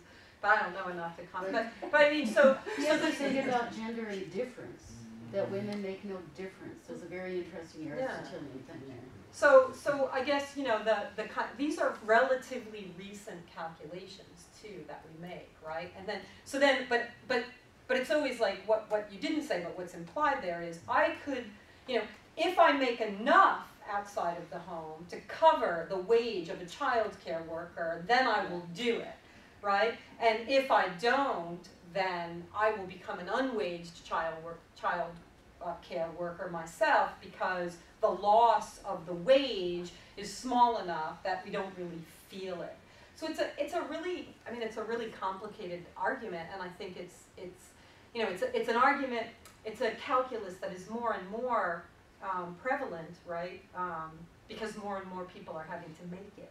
But it's also contributing to the wealth gap, right, between men and women, because even if I'm getting my sustenance cared for, whatever, I don't have a retirement account. And the wealth gap is And the risk increasing of in even, case yes. the marriage dissolves and now the woman has been out of the workplace And and we're she at- comes yes. back in and she's going to be at the very bottom. And So we're she's at common lost law, issues. or we're at a joint property state, which means there's no alimony. It's just you split. Well, and which is why the arguments are being made now I think this was like 2 or 3 weeks ago in the New York Times, that I think it was Katha Pollitt wrote, that the real revolutionary argument is not necessarily for universal health care for all, which of course frees you from a potentially oppressive relationship with an employer that you stay in because you need your health care. The really radical alternative is free childcare. Right. Because only when we have free childcare, when we recognize that childcare is waged work and the state should take care of it, then we can have women pursuing waged work outside of the home and the family not having to do that calculus. And also the thing, I mean, related to your comment is, it's usually the woman who stays home because of the historic, right, disregard for women's work. She's gonna, of the two of them, he's got better earning power even at the beginning of their careers, throughout their careers. So she's doubly whammy. Because even if she stays in the workforce, she's not gonna make as much money as he does. So free childcare is really the solution for that. Just as a note, when my first child was born, I stayed home for 3 months when my wife was working, and I'm like, you can't pay me enough. No, it's I lost my mind. What was interesting about this narrative you shared, though, about is these women going to the park to share how much their quote-unquote bonus was. You need to send an organizer out. Right? But at least they're talking, right? At least you're like, I'm curious, what is a bonus? Quote-unquote bonus. That would be great to unionize the upper scale. Yeah. Well, I know where I'm going next weekend. But to add, one thing that I want to add to that real quick is just that I think a really important piece of Federici's argument is that if you are to actually like pay women for housework, it would actually fundamentally transform what the wage is, because the wage serves this mystification function. If we choose to recognize social reproduction as a form of labor, then it breaks the wage. So it's actually a deeply communist argument, right? That goes beyond just like the recognition of game is women's work. the abolition of the wage system. And you've got these like badass union women who are like, holy crap, I didn't even think of that. I mean, the aha moment that happens when you explain this to them, when you help them work through it, right, is like they realize like, oh my gosh. Could you explain that out? Why does it break entirely the Because it exposes how the existence of wage labor depends on unwaged domestic labor. If all labor that contributes to the economy gets waged, then it blows everything up. We can't sustain it. The system is absolutely unsustainable. Because you eliminate surplus labor. Now I got it. And structurally, you make apparent the fact that your wage is a price for your reproduction, not the price for what you produce at work, not a share of the value of the surplus. So once you do that, that's like, I mean, I don't know, even just college kids, if you make them understand just that little distinction, right? That it's reproduction, it's the cost of reproduction. I would say this in itself would not necessarily undermine capitalism, whereas the elimination of surplus value does it. And that's one of the research. The early labor movement was out to abolish the wage system. Now it's like we want a fair day's wage for a fair day's work, right? We've sort of decided, all right, we got to live with this, right? We got to earn a living, but that's really where this is. Really so has anyone done any research on treatment of domestic labor in those environments where there's a guaranteed minimum wage? You know, where every household is given guaranteed income every month? What happens? Where is it? The guaranteed salary. I'm just wondering if anybody has done any research on what happens in the home. Is there any place where this is the case? Yeah, there are a number of experiments, some of which have been underway for a while. I don't know what. In the U.S., but also many more outside the U.S., but in the U.S. as well. So I want to take time for one more question. Jack, go ahead. And just to quickly, before we break, we have a 15-minute break between panels. So please feel free to continue conversations that we don't get to in the kind of allotted panel time. And so we can talk about it for a second here around Jack's question, and then we'll reconvene at 10:15. Thanks. I'll do this really quick. Jack Radish, Rutgers University. That's what people know. If people don't know, Sylvia is beaming in right now. She's watching us. So you can say hi to Sylvia.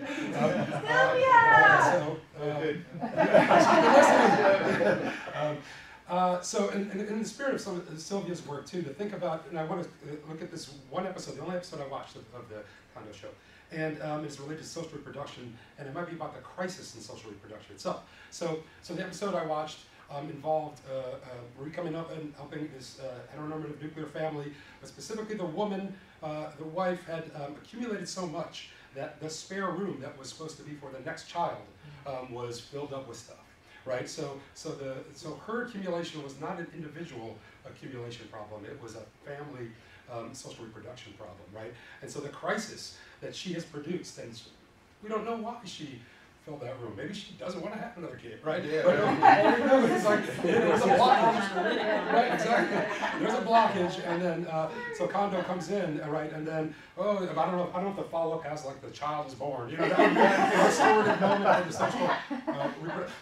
But I'm thinking about how much this is a reaction to crisis in social reproduction. That as women are saying, look, well, maybe this is not the future that we want. This is the moment to have also not just a kind of restoration through labor, but specifically social reproductive labor, and to say like, okay, gender and labor are coming together here. But my last image, which is a more hopeful one, is the moment where, you know, do what you love, which is like the slogan, bumper stickers, T-shirts, We Work. I've been to these We Work sites where they can find all this. I'm surprised we don't have one of these in our hotel, right?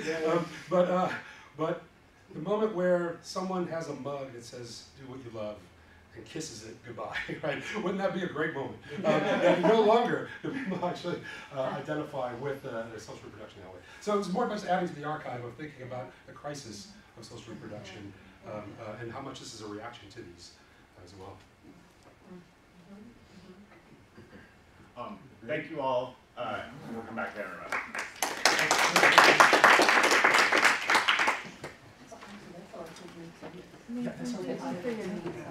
I definitely had an interruption ever. I'm sorry I haven't responded yet. Yeah. So now it's like, okay, this. Well, it's exciting.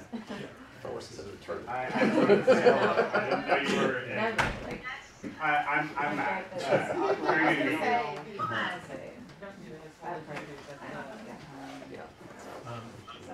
Version, kind of like the Yes. version that I do, and intro to women's Yeah. well, everyone's in their minds too. I mean, they're just like, you know, when I break down like surplus value to the reproduction of the labor force and parents, you know, it's similar like they're just, they just eat it up. And I think I decided to ask if and the funny these ideas, like, oh, okay, it's very conservative body, right? To be like, oh. Yeah, that's kind of stuff, right? rhetoric The fun thing to women is then they go out and organize and say, okay, here's why your husband's going to have some, because he wants you to do this at home, and you need to tell him that, you know. Right. And I always add in the last couple Good to see you. how we dress. the household life that you are, and yet that's right, how that is also why economic, it's not just that travel, all it's this done, kind of but stuff. that it's with women, and women and Got you, do brother. it. I just want to help out you a lot. Yeah, right, exactly. I want to talk I'm not about as your familiar, paper. I'm like shy. what Eagles brought in, but then what he didn't see too, like he didn't. Oh, no, no, you're I great. got, because I'm not well versed in, Cross-cutting. Well, actually, That's why I was How about discourses? Because rhetoric gets ownership and you are or you're not rhetoric, but if you say discourses of rhetoric in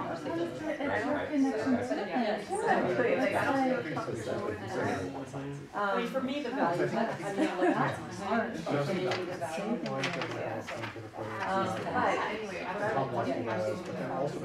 Take it out, do something. Oh, get Naomi Klein. It was a commodity, like. Okay. I heard her. I heard her twice. All right. Yeah. Okay. This idea you like, No, this is right by like, Makes sense. I don't. And she I think it was a little later. I was thinking trying to push it a little later. Yes, earlier. yes, I like that. When Thank birthdays, you. maybe. Thank you so much. You can kiss goodbye. That's it, exactly. No longer smart choice. Yeah. Bye-bye. And then I think solidarity, like instead of having love for everyone, it's just people you care about, but bye-bye. Thank you for what you did for me. And now it's time for us to part. Yeah, I like that. Start doing that with your son. No. It wasn't light at all. It wasn't light at all. I mean, And I love that you admitted that you also, like, it's, I can't wait. You know, and she even talks about, it's like, when we have to write, all we want to do, like, it's the only time I want to do that. Yeah, Like, right. now I'm gonna get to after this is done, I'll be like, screw it. Yeah. That's what I know. We can also stick with February or March. I like that. the woman, I only watched Well, yeah, the and first that- two yeah, that's episodes. what it was. The woman who off her husband against, well, there's a tiny, she lost her husband. Yes. It was, it had a different, because, yeah, all the feminists jump on that person. How dare you say not to, you don't do laundry, that kind of thing. And this one, I thought gave it a little more of a like, not to justify it, but I was like, there's the other edge to this, right? Yeah. It was a mourning process, how to, that was. And the one that Jack was mentioning, Right, it's like, this woman didn't want to give up herself. Well, she was being forced into the. She actually did, and I think she in some ways may it's like, have, this is an rebounded. argument I mean, for because you brought up there were- credit, but that's it's like, what she's if in fact we're in a kind of because our she was economic really reluctant to give up everything, and it's sort of a miser relationship, like, I might need it, and then I don't have it, so I gotta keep it. whether through And, credit cards or yeah, through housing quarters, bubbles or like whatever. quarters Right? is super interesting in the sense. Jack is right. How do we I've keep been it? away to not have to take a bit. Of course. Like that We number? pathologize it, hoarders, and we celebrate it in condo, right? Because in hoarders, if you talk about having that, I need this.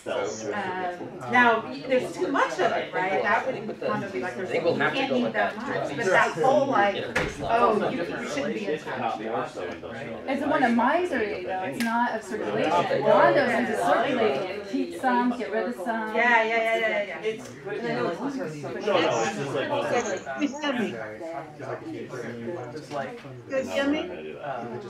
here and like with the objects, like they would be easy through the town. That was like it was like a clear on behalf of. Okay, so that inverts what condos is all about, the pleasure it gives yourself. Right. So that is all about what happens when they are. And it was not about protecting you. Yes, I need to give up. And then like, when I was being a little girl, I used to see my children too. I remember my stuffed animals. I would rotate who I would sleep with because I didn't want anybody's right? And I see this, Because your mama raised you right. but I see my children like, it's now not with like a car, but with, no, I rotate my children. Okay, it's your turn tonight. Exactly. What if you get smart? You're not smart to do it today. Go to your room. Oh, it would always be in their room, right? That they do like this worry, especially with like animal type, like anything that's somewhat humanized or right. It's like I don't want to hurt its feelings. I don't want it to, so I must show it love. And I blame the Velveteen Rabbit. Did y'all ever read the Velveteen Rabbit? It's stupid. It's crazy. Oh yeah, don't read it. You'll never get rid of a toy again.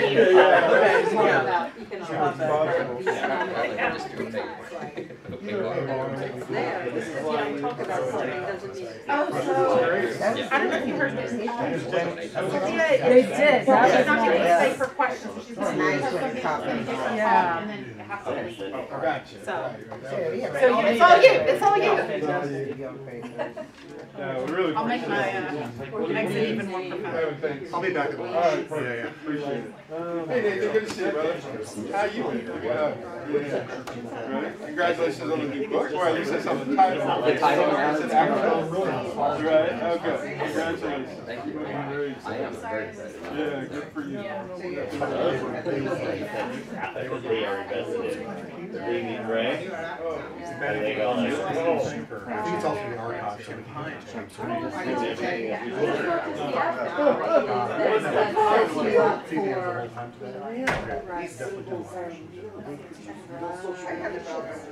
I won't be here for lunch. I've got to win. right? It's not like making up, it's not an ideological stake or like it's some kind of, this is why we do materials. It's actually some kind of like interesting, like it takes Yeah. there's another show out there too.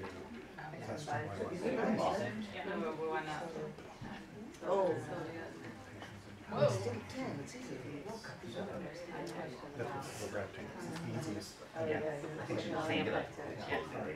In the stuff, but they was all like, yeah, that's it. That's,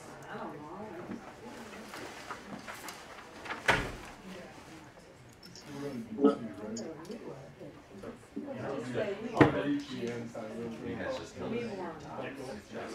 Jesus always wins. Oh, Tim. And cowboys. He does, I don't know if he knows. That's been that and That's become our slogan. That's the mantra.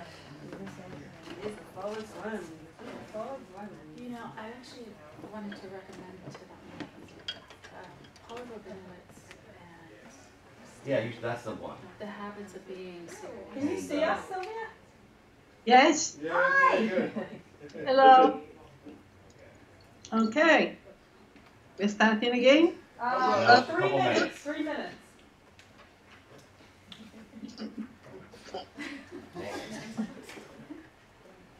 How are you? Very well, very well. It's a great pleasure to see you. Yeah. After all this time. I think the last time I saw you was at Hofstra, right? For the Marx conference? That's right, the Marx conference. That's right. When it was, like a year ago? 2 years ago. Oh my gosh, 2 years ago. About 2 years ago. Wow. Are you still in the United States, Sylvia? Or are you? I am. I just came back, and I just came back, and I'm leaving again in a few days. Well, thank you for being a part of this. Where are you going? I'm going to Italy, actually, also France, for a couple of months. So it's a long haul. Do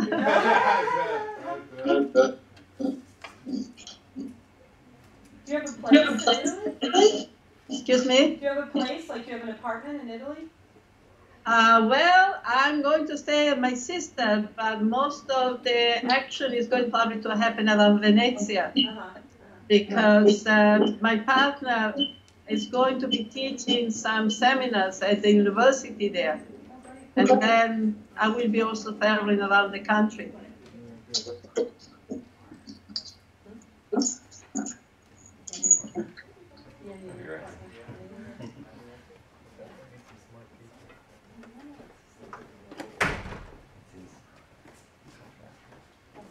Well, and that's a good word. Yeah, maybe we could have our conversation.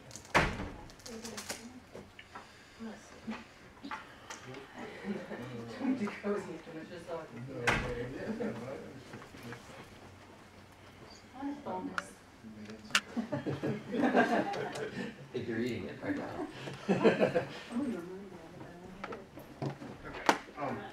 So I think we can go ahead and get started. I picked the next couple of papers as kind of a progression out of the first couple, and particularly moving through questions of gender into perhaps larger questions about ecology, the relationship of science to Marx's work, and things of that nature.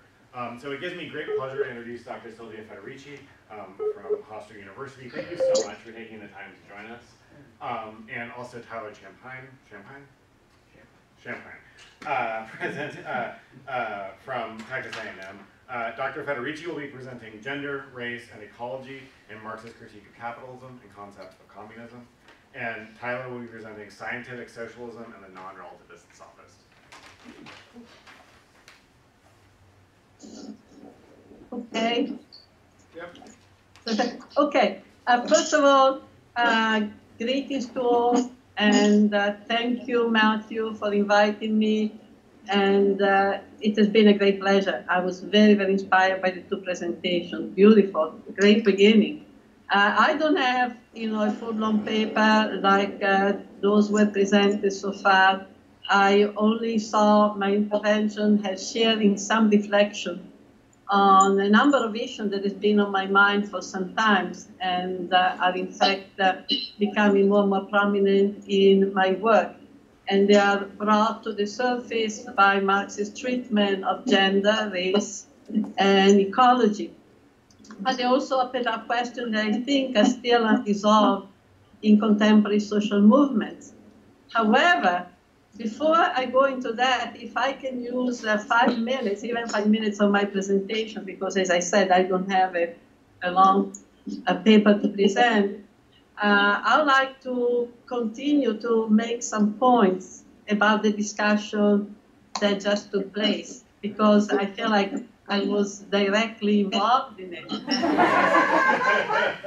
You were. And my God, a lot of things. In fact, I'm tempted almost to shift the focus of my presentation from what I was going to do precisely to this. First of all, the question of reproduction. I mean, everything has been said has been great. I agree 100%, and I find it, again, it's been a learning process.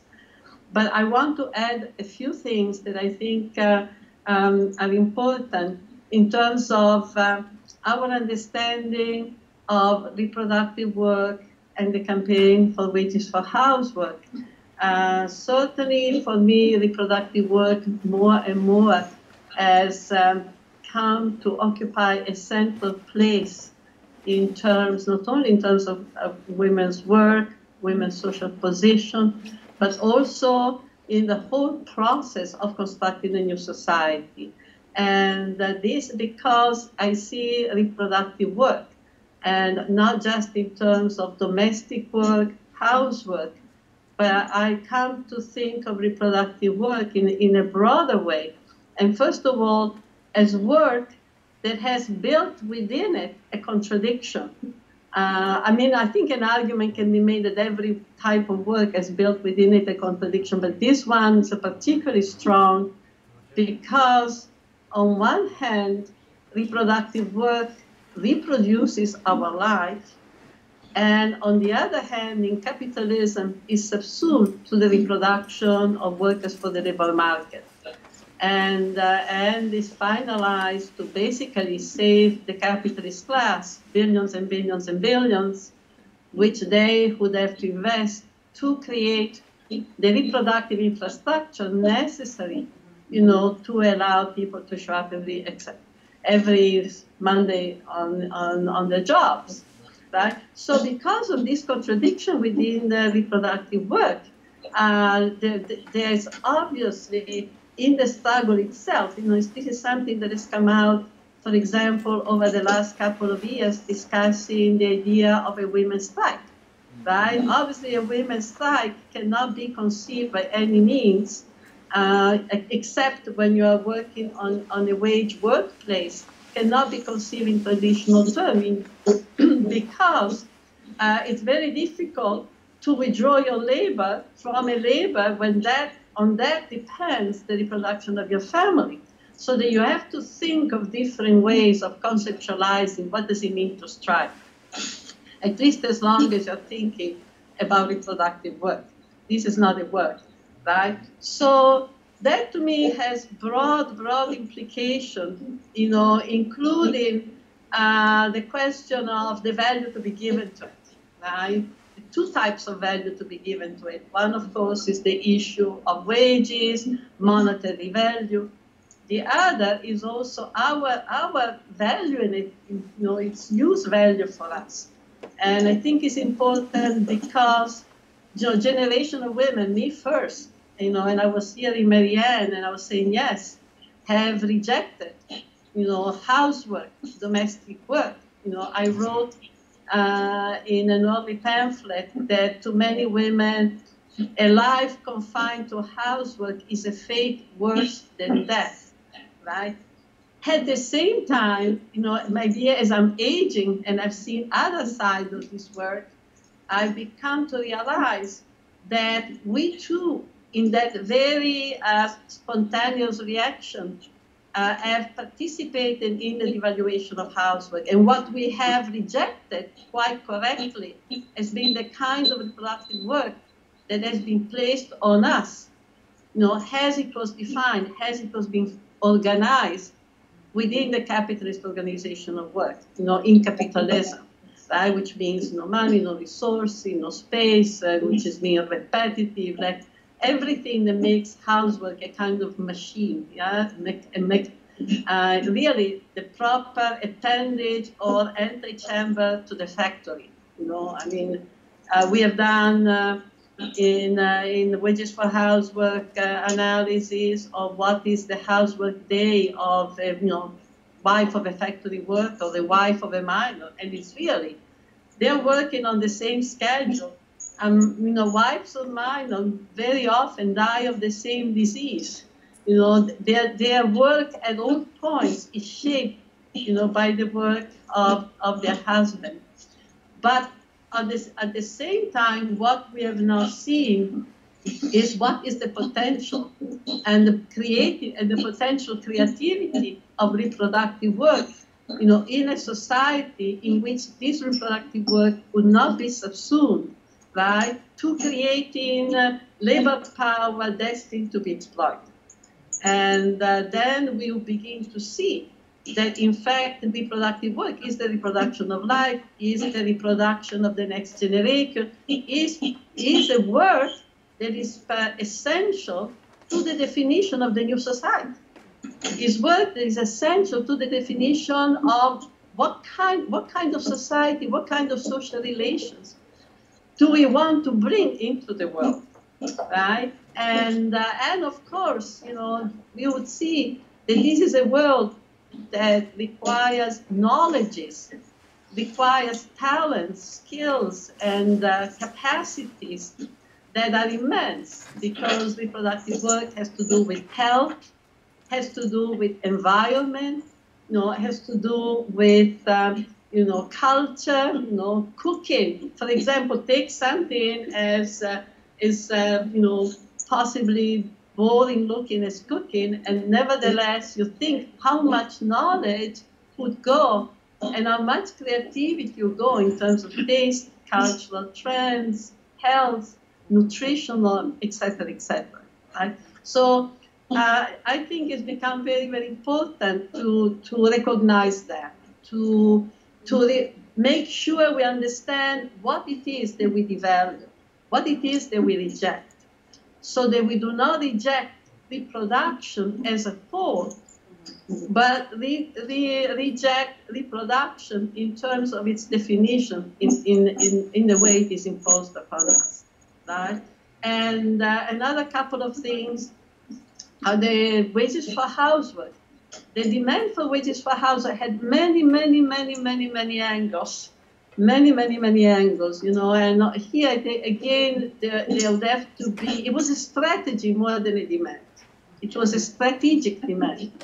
And one has to also see what we mean by strategies. How do we evaluate them? How we cannot look at them in themselves, but have to look at them at all points, in terms of also the alternative and the social forces in the field, right? I think that strategy was crucial for many reasons, both to bring out, what housework, what reproductive work really is about, fundamental issue, right? But secondly, all important, refusing unpaid labor, refusing to give capitalism unpaid labor. When we were, every time we've been criticized for, expanding capital's reach on our life, expanding capital reach on our life, our response has been, well, if working for free for capitalism is the way to demonize, is the way to rescue us, from the grip of money, then everybody should give up the wages they're making, right? Why only when it comes to housework? That reflects the idea that housework, again, is seen as a personal service. Housework, again, is not seen, in the amount of wealth it has produced and keeps producing for the capitalist class. It's not seen that the class notion, the class dimension of housework, not seeing that demand, of course, is not a demand for the end of capitalism, is a demand for changing the power relation between women and capital, the power relation between women and men, right? So I think that's very important. Over time, I become also more and more interested in both in wages for housework, but also in the fact that together we're struggling to force capital to reappropriate resources to be put at the service of reproductive work. We also need to reorganize, change the way this work is performed, and to implement more cooperative forms of reproductive work, right? To go beyond the very serialized, individualized, way in which capitalism has organized this work. And here, I was pleased to hear Polda Fortunati mention, she made a very important point about capitalism, which is capitalism aggregates, concentrates workers at the point of wage production, but disaggregates them, at the level of reproduction. And not accidentally, particularly the capitalist class in the United States has understood very, very, very, very well that, precisely because of that concentration at the moment of wage production, they have to be separated immediately after. So, the Levittown, the suburbia, etc., are very minutely calculated. They were thought in a very political way, precisely to disaggregate a working class that had gone through a long period of commoning. Think of the Depression. This was a commoning experience in many ways. Then World War II, GIs were coming back, and they had developed a sense of comradeship. They had developed a sense of common interest. And so Levittown becomes the way to disaggregate the reproduction, etc.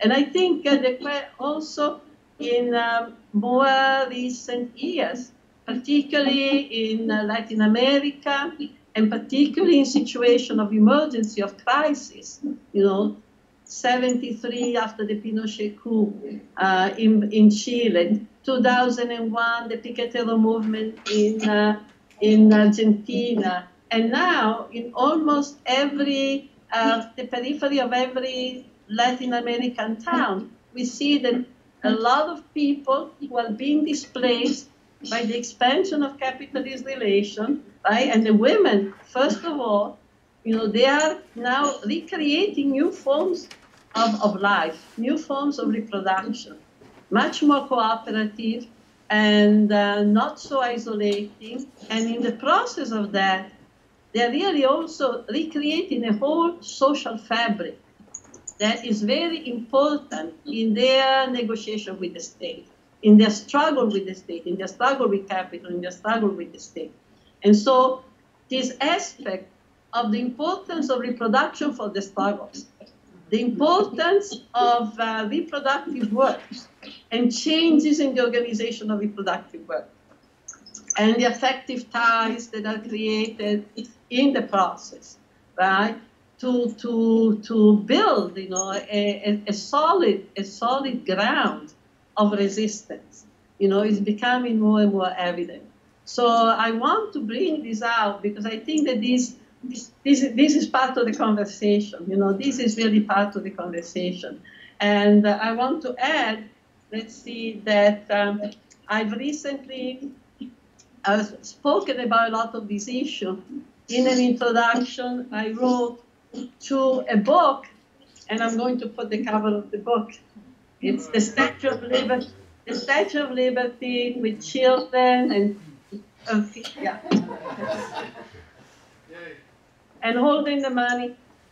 It's a collection, basically a book that I think is important because it collects all the material that we produced in the period during the Wages for Household campaign of the 1970s. Pamphlets, documents, organizational documents, theoretical, etc., etc. I also wanted to say 2 words about the issue of condo, because it's a very interesting, very interesting discussion, and I was part of I heard a similar presentation, but on a related topic, and which made me, I want to bring it here to you to see if there is a connection. There seems to be now in Japan, a crisis of reproduction, as Jack was saying, major crisis of reproduction, which has to do, above all, with the breakdown of the traditional family, with the breakdown and the fact that more and more people are living alone. And many, in fact, are found dead. They are found dead in their homes. And consequently, there is the issue what to do with their stuff. what to do with your stuff. And there's a lot, apparently, a whole literature coming out that is stressing your responsibility for your stuff. Don't put this work on other people. Prepare yourself to die ahead of time, right? This is going a long, long way. For example, now people are getting together, buying collectively the place where they're going to be buried, knowing each other, organizing parties to familiarize themselves with the people who will be sitting next to them when they're dead in the grave. So they feel a certain comfort in knowing that I'll be sitting next to this person once I have him in my grave. But part of it is also a whole responsibilization. So you have to take care. This is your stuff. You have to take care of it. You have to establish a relation. Don't let the person in the street having to deal with it. Right? So I don't know if it fits in with your tale, right? But okay. So I've taken some time. I'm going to be much briefer in my presentation, and I'm going to summarize the point that I wanted to make. We're talking about sex, race, and gender. My God, in 10 minutes, sex, race, and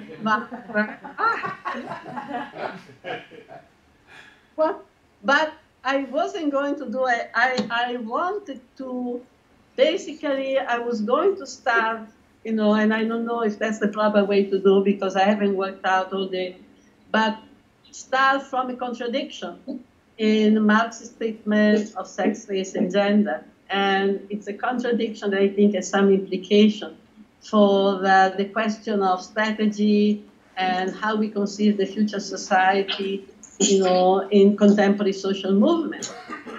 Contradiction is the following. I'm not going to read. The contradiction is the following. On one side, from a very early stage, Marx has condemned very openly, very directly, sexism, racism, slavery, and the capitalist destruction of nature, right? On the other hand, there is neither reproductive work, nor issues of slave labor, or that become at any point organizing principle of his analysis of capitalism. In other words, what you have is a set of statements in Marx that are condemning racism, sexism, ecological destruction. On the other hand, this will never become organizing principle, which means that you can look throughout Capital, the 3-volume of Capital, and the Grundrisse. And for example, you will not find any discussion of all the issues that have been at the center, of feminist organizing, or many of the key issues that have been at the center of feminist organizing. For example, issues relating to reproductive work. Marx, for example, has 2 references in footnotes, right? 2 references in footnote in Capital Volume 1, to the question of housework. When he speaks of procreation, it has a very naturalized attitude, right? It argues that as far as procreation, the capitalist class can rely upon the instinct of self-preservation of the working class. Instinct of self-preservation, Marx was right in a time, where there was a clamor among women already in the working class, demanding contraception, because every new pregnancy was a disaster, was a threat to their health and well-being. So he imagines, he never questioned that women and men may have different interests with regard to procreation, for example. And all that the state, or that the capitalist state may be interested, right? The capitalist state has never just relied on the working class instinct. It has, in fact, controlled, regulated women's reproductive capacity, you know, at all points, right? And again, when Marx in the Grundrisse gave us this image of the future society and how humanity, right, which has been interpreted as a vision of how humanity will be liberated by the process of automation, you know, from toil, right? He does not realize, of course, that there are large areas, perhaps the largest sector of work in our society, that cannot be technologized, that cannot be industrialized or automated, which is the care of children, right? Particularly in the first years of life. It is extremely difficult to apply, you know, I mean, no matter how many robots we can think of, I think it will be a very sad time. Let's put it this way. We cannot really imagine, you know, or hope for a revolutionary society in which our children will be cared by a robot, you know, as much as technology can be important. So this is a contradiction that, second, when it comes to race, we find also the same contradiction. And by the way, this means that the debate that has been going on for a long time now on, you know, was Marx's, you know, Marx, was he aware of the importance of racism or not, cannot be resolved because both critics and followers of Marx can prove their point. They are statements, but yet those principles are not really organizing his work. Right? So there's a very difficult situation. In relation to race, Marx, of course, was very aware that racism was a huge problem towards unification of the working class. He mentioned that it was the cause of the impotence. In this case, racism against the Irish was the cause of the impotence of the English working class, and that it was artificially maintained, and that it was very much openly perpetrated by the capitalist class. He rose against, as leader of the First International, against, you know, in support of abolitionism.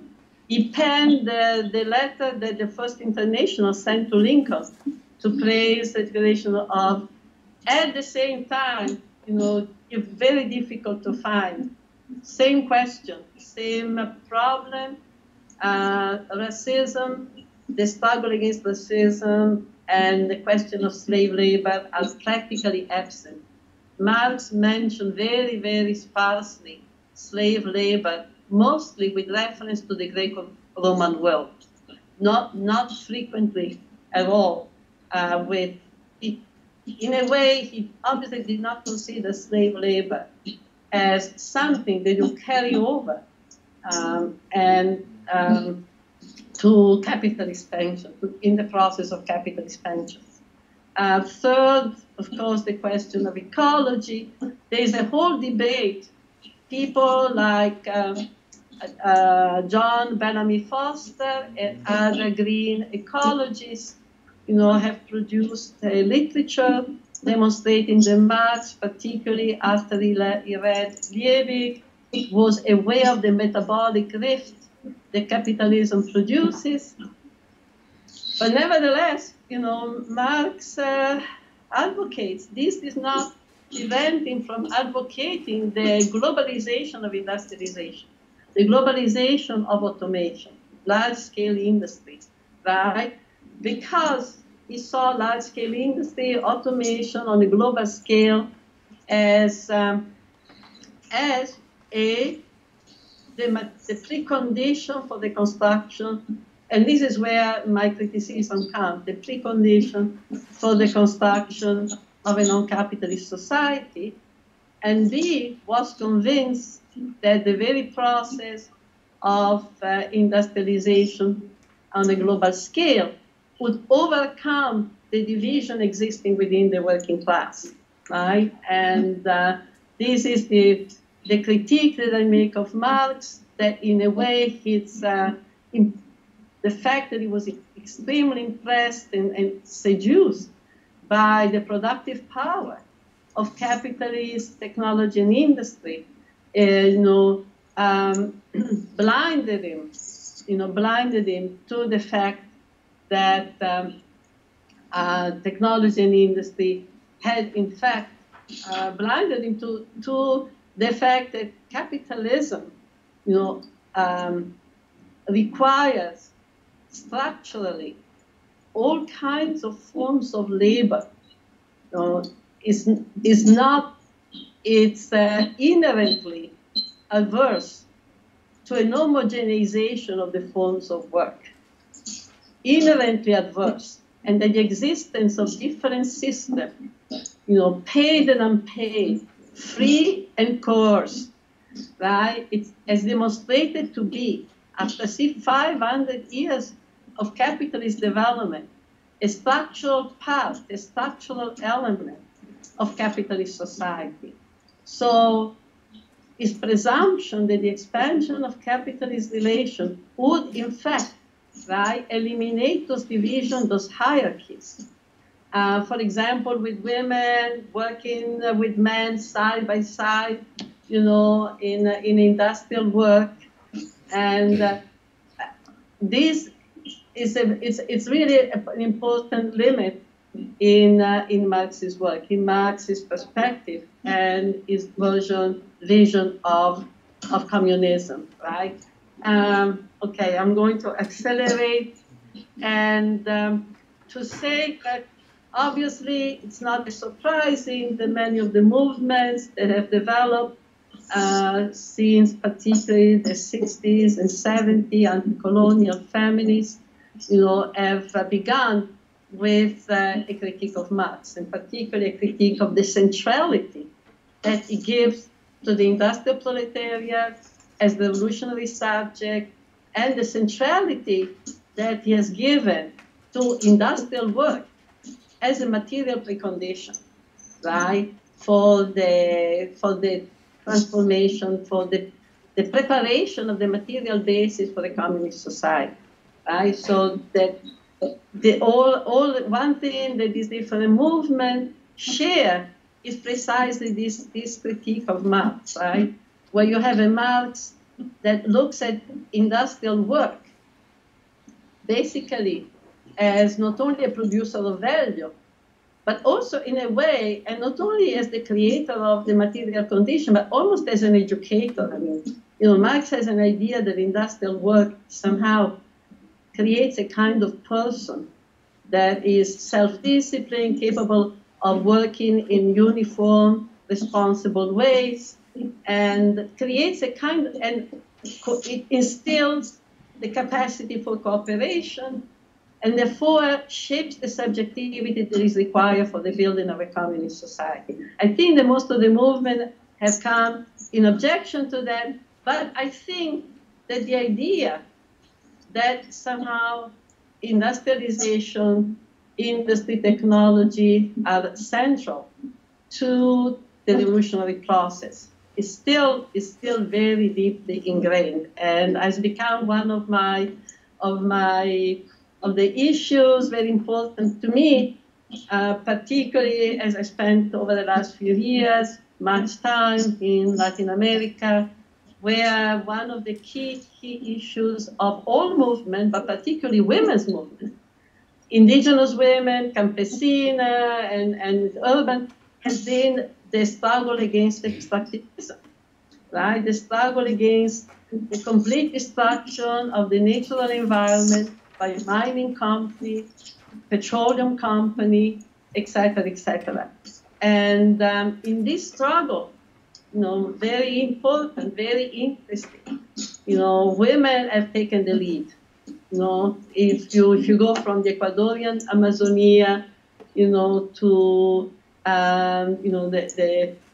the Sierra of Oaxaca and beyond, you will see that it's the women who are in the lead of the struggle against extractivist companies.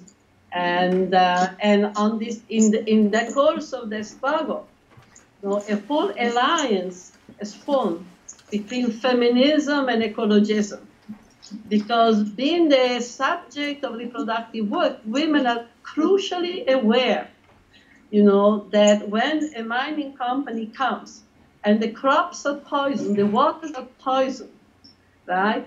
The little money that, young workers may get is a temporary satisfaction, is a temporary element of prosperity.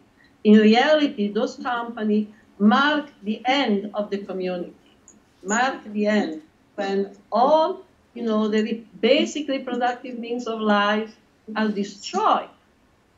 People leave. People have to leave. There's no water.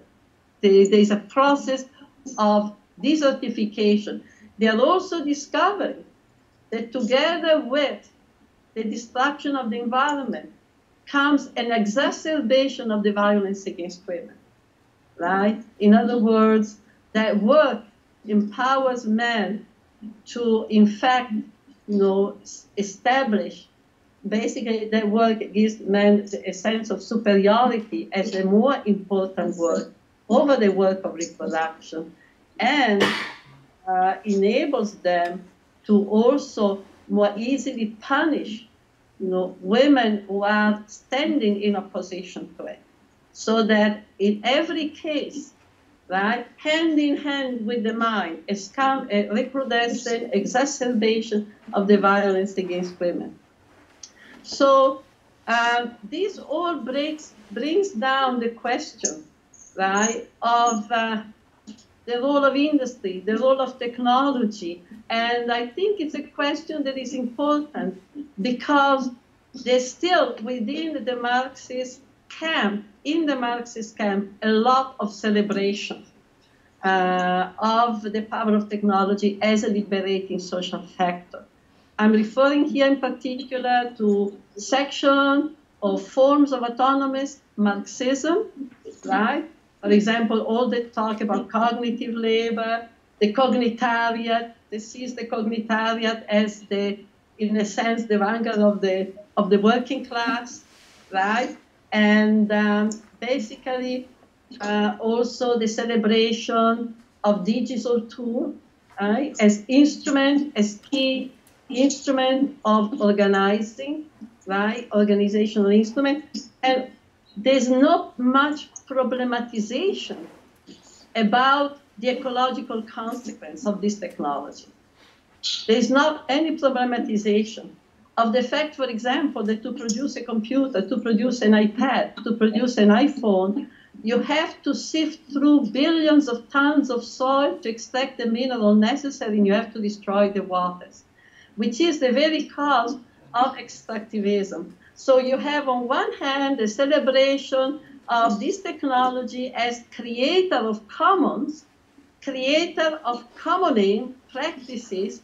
On the other hand, you have the production of the same technology, as destroying, the commons that already exist, common of indigenous people and commons of, rural community whose ancestral land are now being destroyed by the arrival of all these extractivist companies. So I'm looking at the problem in Marx that I feel continues into the present in terms of rethinking the question of technology, the question of industry, and the question of what are the key terrain?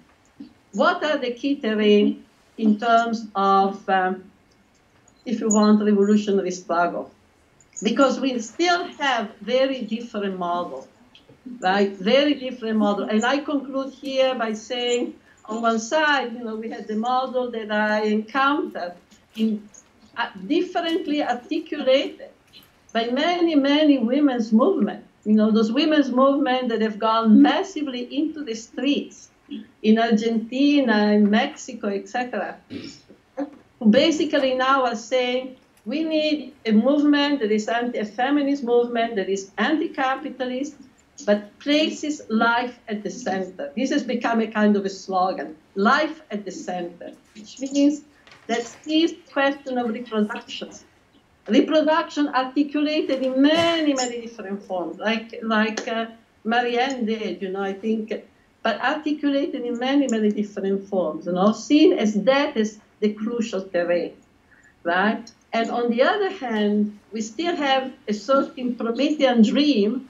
right, that those who make the revolution are those who are fighting at the highest level of capitalist development, right? And so that we have, forget about, the former slave, forget about the reproductive worker, forget about, but it's again, those working with science, those working with symbolic system, and et cetera, et cetera. And it seems to me that this is an issue that we have to, again, put at the center of our discussion as we think of reading Marx for the 21st century. Thank you.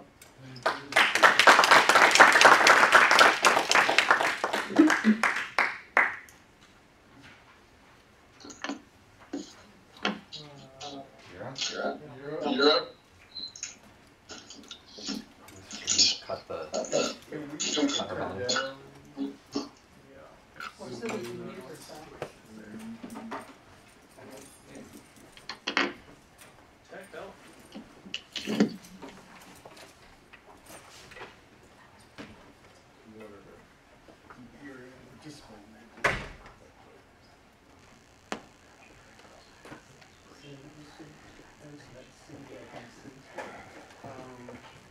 Excuse me, hey. We just. Well. Hold on. How's that? Nice to meet you. Can we kill her? Sure. Oh, I guess we can. No. Yeah, make her smaller. Yeah.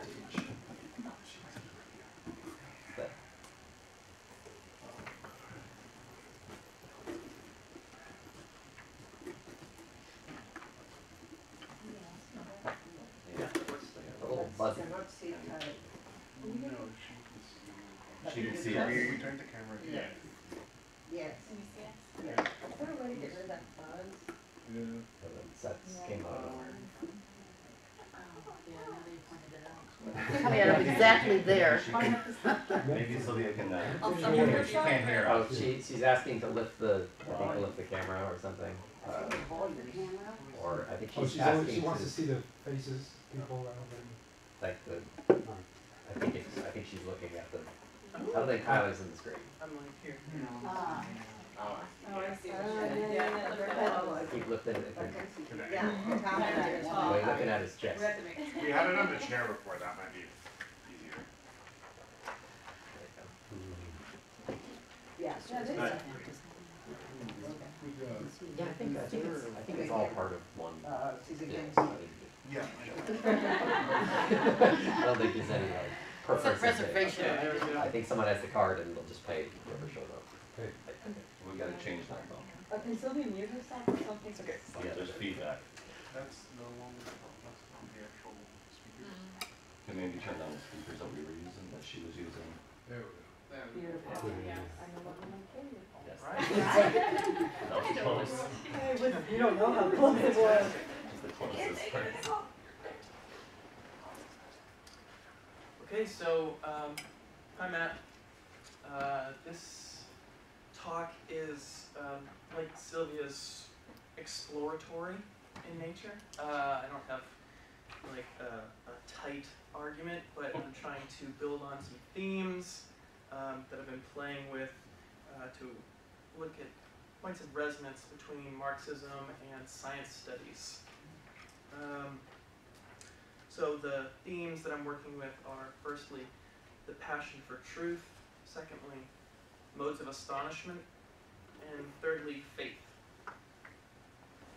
So first, the passion for truth.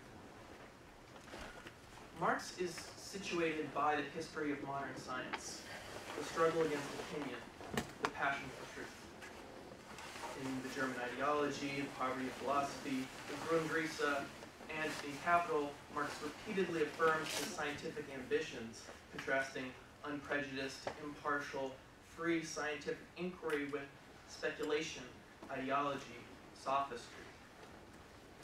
In the preface to the first edition of Capital, Marx describes such sophistry in the domain of political economy, writing that as the class struggle intensified in France and England, it was, quote, no longer a question whether this or that theorem was true, but whether it was useful to capital or harmful, expedient or inexpedient, in accordance with police regulations or contrary to them.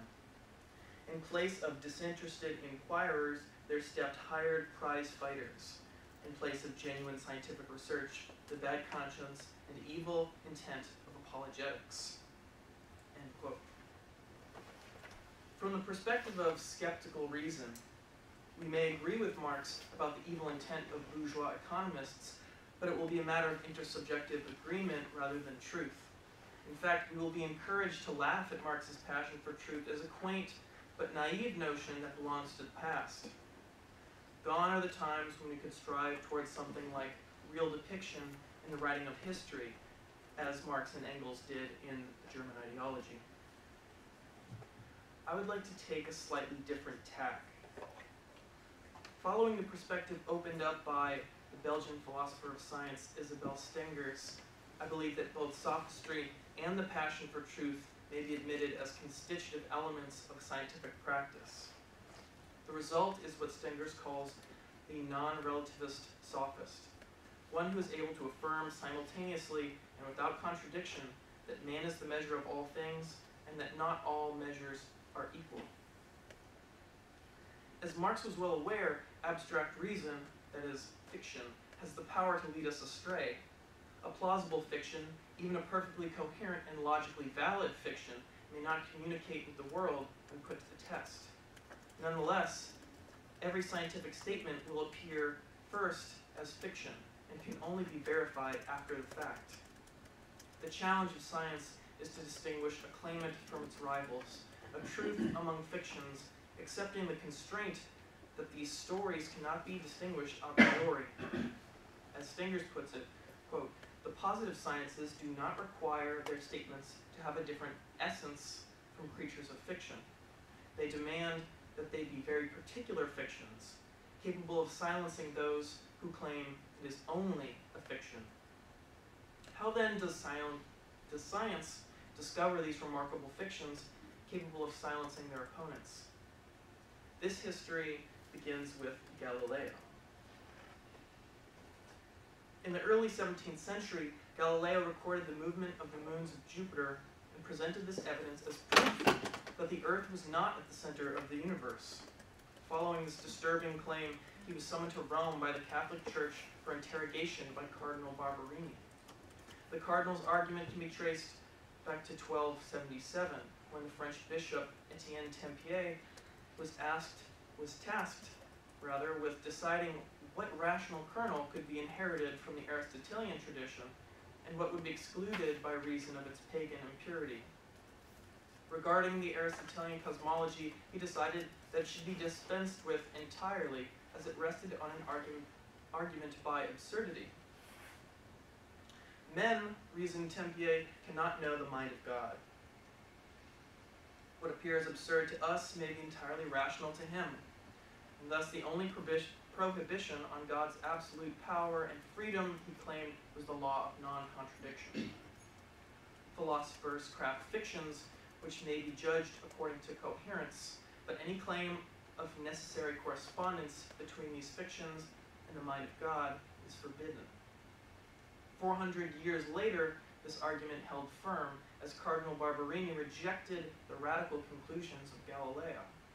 The scientist was forbidden from making claims to know the mind of God or the limits of his power, and as a result, he could not claim to prove the movement of Jupiter's supposed moons without also, quote, demonstrating that all these things could not be obtained by a system different from the one he had conceived, that such a system would involve contradiction, unquote. Galileo fell silent, and for a time he remained silent.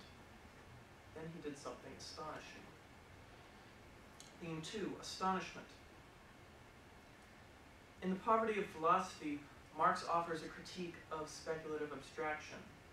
Quote, if you let drop little by little all that constitutes the individuality of a house, leaving out first all the materials of which it was composed, then the form that distinguishes it, you end up with nothing but a body.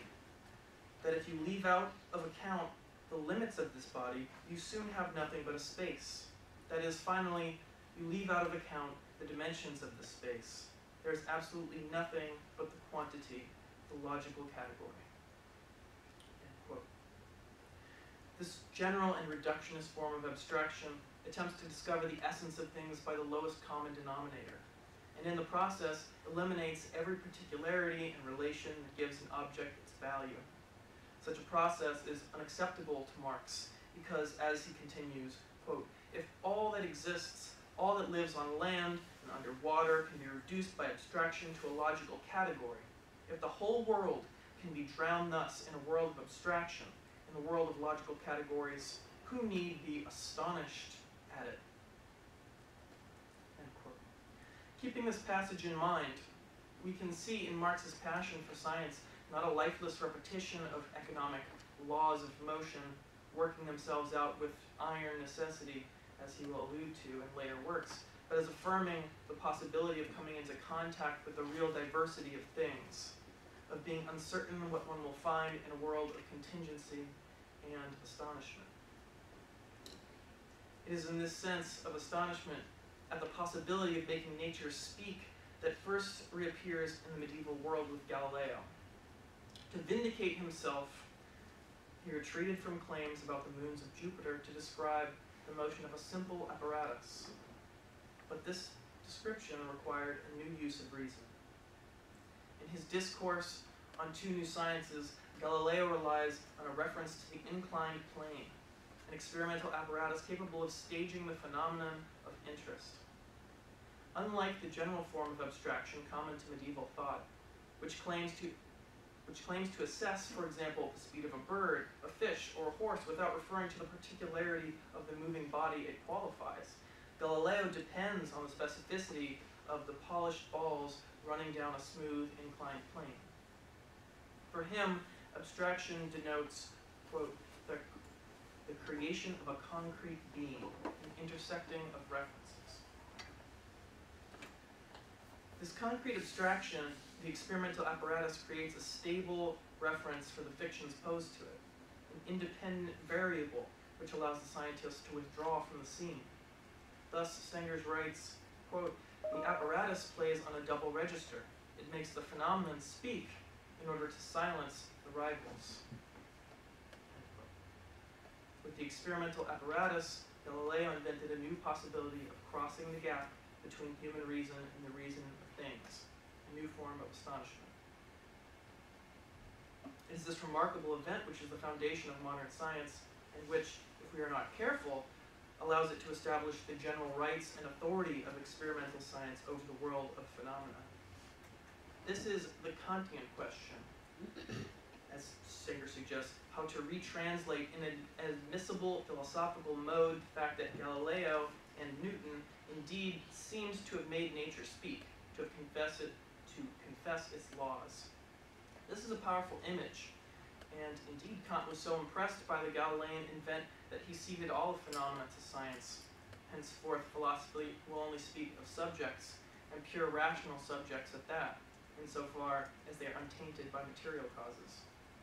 However, the Kantian translation of Stengers manifests an astonishing disproportion with what Galileo in fact did, namely, describe a motion whose prototype is the descent of highly polished balls down the length of a smooth inclined plane, or the eternal oscillation of an ideal pendulum. When this event is translated into the discovery of the laws of motion in general, it is transformed into a vector of power that is rhetorically seductive. When, in the first preface to Capital, Marx refers to experimental physics, it is to justify his emphasis on the development of England, as he instructs potentially impertinent Germans thus, De te fabula narratur, the tale is told of you. And it is in this preface that he declares that, quote, it is the ultimate aim of this book to reveal the economic laws of motion of modern society. However, the historical sciences are better referred to as tales than laws of motion. If we are to preserve the singularity of the sciences, our astonishment must not be translated into a general right of scientific definition. Rather, to avoid the Kantian question, we must discover for each science a new mode of astonishment. The historical sciences are more suited to the mode of astonishment proper to Darwin's demonstration of evolution and the origin of the species. And of course, Marx famously described Origin in a letter to Engels as the book which contains the basis in natural history for our view. This may be more promising. As Stenger suggests, the instruments of the naturalist or the field scientist give him the possibility to collect indices that will guide him in his attempt to reconstitute a concrete situation, to identify relations, not to represent a phenomenon like a function furnished with its independent variables. To observe the development of England is not to invent an experimental apparatus, but to occupy a terrain. Nonetheless, one may still strive toward real depiction in the writing of history. Despite the fact that Darwinian narrators cannot withdraw from the scene, there is a relative stability to their inquiry. Like detectives, their objects precede them, but their fictions are only put to the test by new objects which complicate their stories. Stenger suggests that this mode of testing implies an important constraint on the historical sciences. Quote, the mistrust of anything that is identified as a trap, the diverse modes of assimilating of history to progress. While Marx celebrates the fact that Darwin has eliminated teleology from the writing of history, he is not willing to give up the reference to progress. It is what allows him to warn the Germans that England is an image of their future, and to attempt, even as he allies himself with the proletarian struggle, to withdraw from the scene. This tendency must be accounted for because the reference to progress participates in the distinction between those things in our present, which are still part of our future, and those things which must be consigned to the past. However, like the passion for truth, I'd suggest that this reference to progress is an essential component of modern science, and it need not be eliminated for us to take it into account. Lastly, in addition to the experimental and historical sciences, there are social sciences, and these too inherit from Marx. In the Grundrisse, Marx speaks of historical social science, separated only by a comma, and the distinction between the two is unclear. He makes a case for the validity of studying contemporary society, explaining that, quote, the society by no means begins only at the point where one can speak of it as such, quote. But there is no clear distinction in method. In my view, the recommencement of a scientific socialism, if this is something which interests us, must make this demarcation clear. To embrace the position of the non-relativist sophist, for the social scientist, will still require a demanding process of putting fictions to the test. Unlike the experimental and historical sciences, social science must overcome the peculiar obstacle that the objects that they interpret also interpret their subjects. As Stengers puts it, the social scientist must deal with beings who are able to obey him, to try to satisfy him, to agree in the name of science to answering uninteresting questions as if they were pertinent, and indeed to let themselves be persuaded that they are pertinent because the scientist knows better. Insofar as we interest ourselves in distinguishing science from other practices, we face a technical question. How do we produce the capacity for our objects to resist our interpretations and to contest our representations of them? It is the capacity of a group to resist our interpretations which puts our fictions to the test. Third theme, faith. The passion for truth requires faith. In The Poverty of Philosophy, Marx writes that the scientific representatives of the proletarian class need only bear witness and become the mouthpiece of the revolutionary and subversive side of poverty, which will overthrow the old society. In a world of contingency and profound uncertainty, Marx asserts the actuality of the revolution, a profound declaration of faith. He can almost see the horizon. Is this extra scientific? For a physicist, passion for truth requires a faith in the intelligibility of the world, of the real and ever-present possibility of establishing contact between words and things. Following the physicist Max Planck, Stenger suggests that the physicist's faith provides a necessary source of inspiration that has enabled the minds such as Copernicus, Kepler, Newton, and Faraday to carry out their work. Similarly, Lukács has proposed that the faith in the actuality of the revolution provided Marx and Lenin with a sure touchstone for evaluating all questions of the day. For the socialist scientist, it may be that the passion for truth requires faith in the actuality of the revolution. And that concludes my presentation.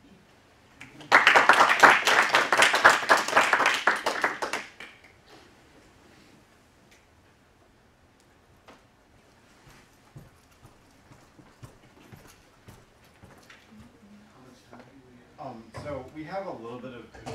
3 minutes. Yeah. Well, so do you know how lunch is set up? Is it? Do you have a reservation, or is it? The faculty club usually doesn't do reservations. You just show up and it's kind of like a buffet. So at that point, I think we have full time. I built in 15 minutes on the other end of lunch, and we also have a 15-minute cushion. So I think if we take a little bit shorter break, we can do full discussion now, and just cut it off the other end, and we'll skip lunch a little bit later. If that works. Yeah. So Sylvia, I have a question, just asking for clarification. When you're talking about,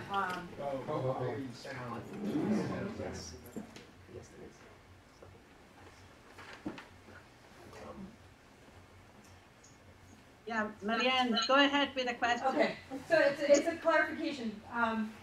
So I wanted to ask you, because when I teach wages for housework, for example, in Marx, we talk afterwards about Dolores Huerta and the farm worker movement in the U.S., and they were one of the first, right, to advocate against the use of pesticides. It was women, right? It was while the guys were out marching to Delano, and the women were back in the fields, and they were fighting against pesticides, and so that to me, the environmental activism seems to me a form of reproductive work, and I know that you mentioned that it's related to reproductive work, but I wonder if you would go so far as to say that environmental activism is reproductive work. Yes. If I said it was related, no, it is reproductive work, absolutely.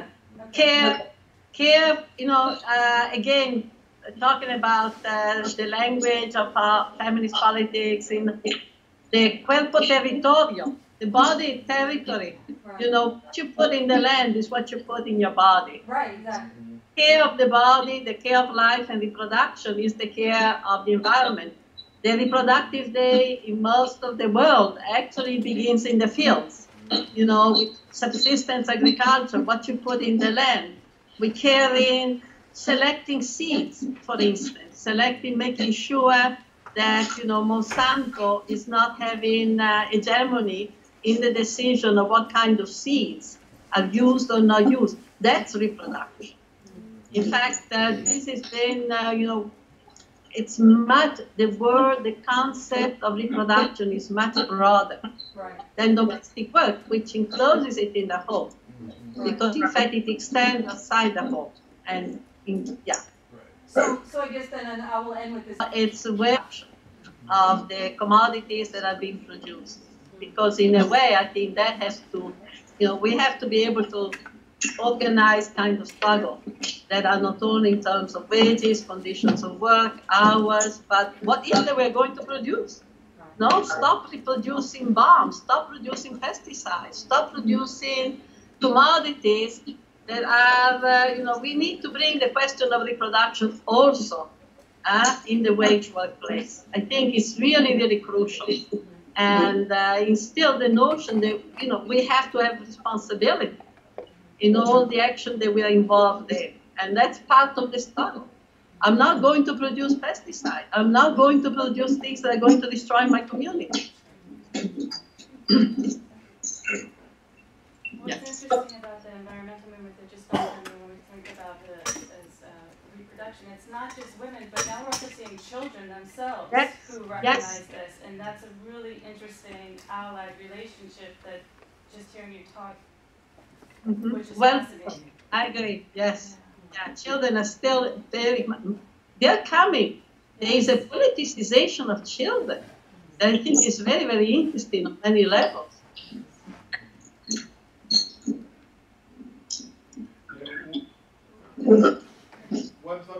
One thought I think I really appreciate, and I think it will link back to Tyler's point as well.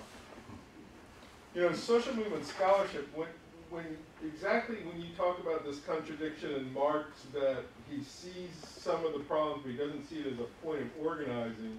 So the narrative of social movement research becomes in the 1960s, quote unquote, new social movements. Right. And these new social movements are then understood as not concerned with materiality, right? And that gets recoded into culture and identity, but it doesn't get rethought through the language of reproductivity or production and reproduction that we're talking about. It's almost sort of theorizes anti-production, which it could be if we have a respectful understanding of what's going on. But it's strange. It occurs to me that what makes a concept like reproduction so analytically powerful is that it can re-narrativize what these new social movements were, right? They weren't necessarily turns into culture and identity per se as we understood those terms, but in fact, if they were turns to culture and identity, it was about life. It was about reproducing the very conditions of possibility for life that were being denied or could not be seen in certain forms of labor organizing that were still attached to certain notions of industrial, productive, technological capitalism. But there is a really important narrative. Very important. I'm glad you brought this up. Yes, you know, gender is an issue of culture and new social movement. Right. You know, that is the culmination, is the end point of the separation of women, black people from the white wage working class. That's only at that, you know, at the end of that process you can have a vision that so completely miss the class dimension. Right. You know, of racism, sexism, yeah. By the way, what you just argued, that's basically Foucault's argument in the order of things, that life becomes the object. Right, And then the late. So, the first part of my question will ask you actually to repeat something that you said in your paper, Tyler, and this is to make sure that I get it right. So you said the social sciences, the social scientist, in order to differentiate her narrative from fiction, in order to make it truth, will have to convince the subjects, am I right? Will have to convince the subjects that this is true, my narrative is true, and it's not fiction. This is the what is the criterion that would make. That's the first part of my question. To repeat what you said, what is the criterion of the social science of it being truth as opposed to fiction? Yeah. So it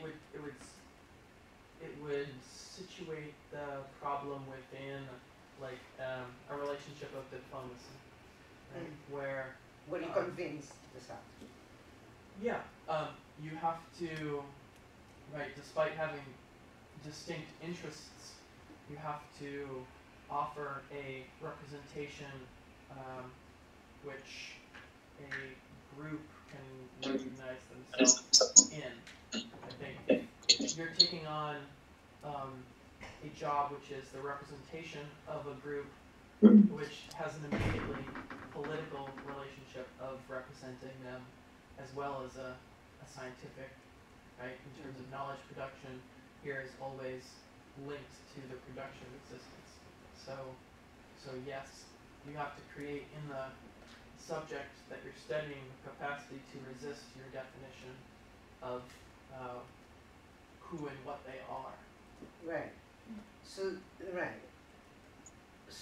this brings to my mind then the question, so let's take as an example, a concrete example, the October Revolution, 1917.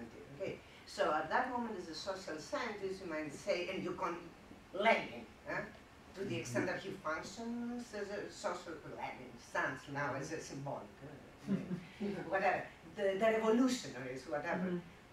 At that moment, they're producing a narrative that it has to convince the people as the truth. Okay, we're going to do the revolution, we're doing the revolution, fine. And then, 1 century later, in fact, less than a century later, you realize, oh, from our perspective now, this was, you can call it a necessary stage towards global capitalism, right? So the function of the revolution was to consolidate capitalism as a global phenomenon. So it turns out that from that perspective, that the narrative was, you know, it was a fiction, the necessary, in fact, fiction for an opposite effect than the one that at that moment the subject, everybody, including from Lenin to everybody who was part of it, believed, right? So what has happened there? Is it, so what do we infer there? Was that a structural necessity? Can we speak of something that transcends the agency of the subjects who believe or not believe? Is there a structural necessity because of things happen? Or should we go back to bad sophistry of the relativist type and say, oh, you know what, and in 100 years the narrative might change again, who knows what will happen? I mean, yeah, what is your take? Yeah, well, so one, I would distinguish between doing politics and the politics of science. So, like there's sophistry and there's the creation of fictions and narratives which mobilize people, right, and galvanize movements. But that type of like creation of a subject is not exactly what I'm talking about. So, to discuss the politics of the science, the politics of the knowledge production, it's about creating the possibility to test a fiction against a reference, right? And I think, yeah, so if there's a weakness to this, or a vulnerability to this perspective, it's that it does not allow for a reference to a structure which could be said to be determinative or explanatory. It involves a narrative which multiplies causes for any given event and brings more people into conversation and negotiation over what it means for them to live their practice or their identity, right? Is it just a weakness, or is it precisely the thesis that there is no structure? Well, yes. So it's the thesis, and it's right. So it voids a certain kind of explanatory dimension in the theory, right? So it is purely descriptive in that sense.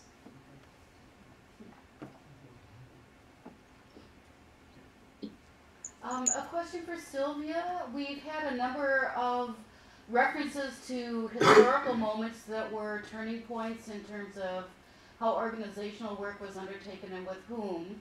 I'm wondering if you have any thoughts on our current situation and whether or not there has again been a new turning point or new ways of thinking. I'm inspired to think about this actually even pre the last couple of years. Russell Newman has a book in press right now on the history of the network neutrality debates. It's quite wonderful. MIT Press permit me to recommend it. He was an active leader with Free Press for managing the campaign for network neutrality. He was in Congress. He's now in academia.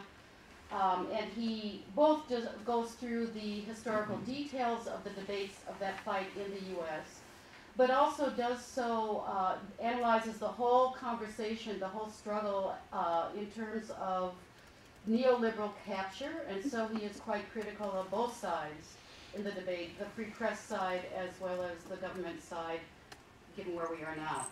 But I'm bringing it up because he argues that at least a decade ago, it was already the case that for effective organizing, we needed to completely reconceptualize advocacy.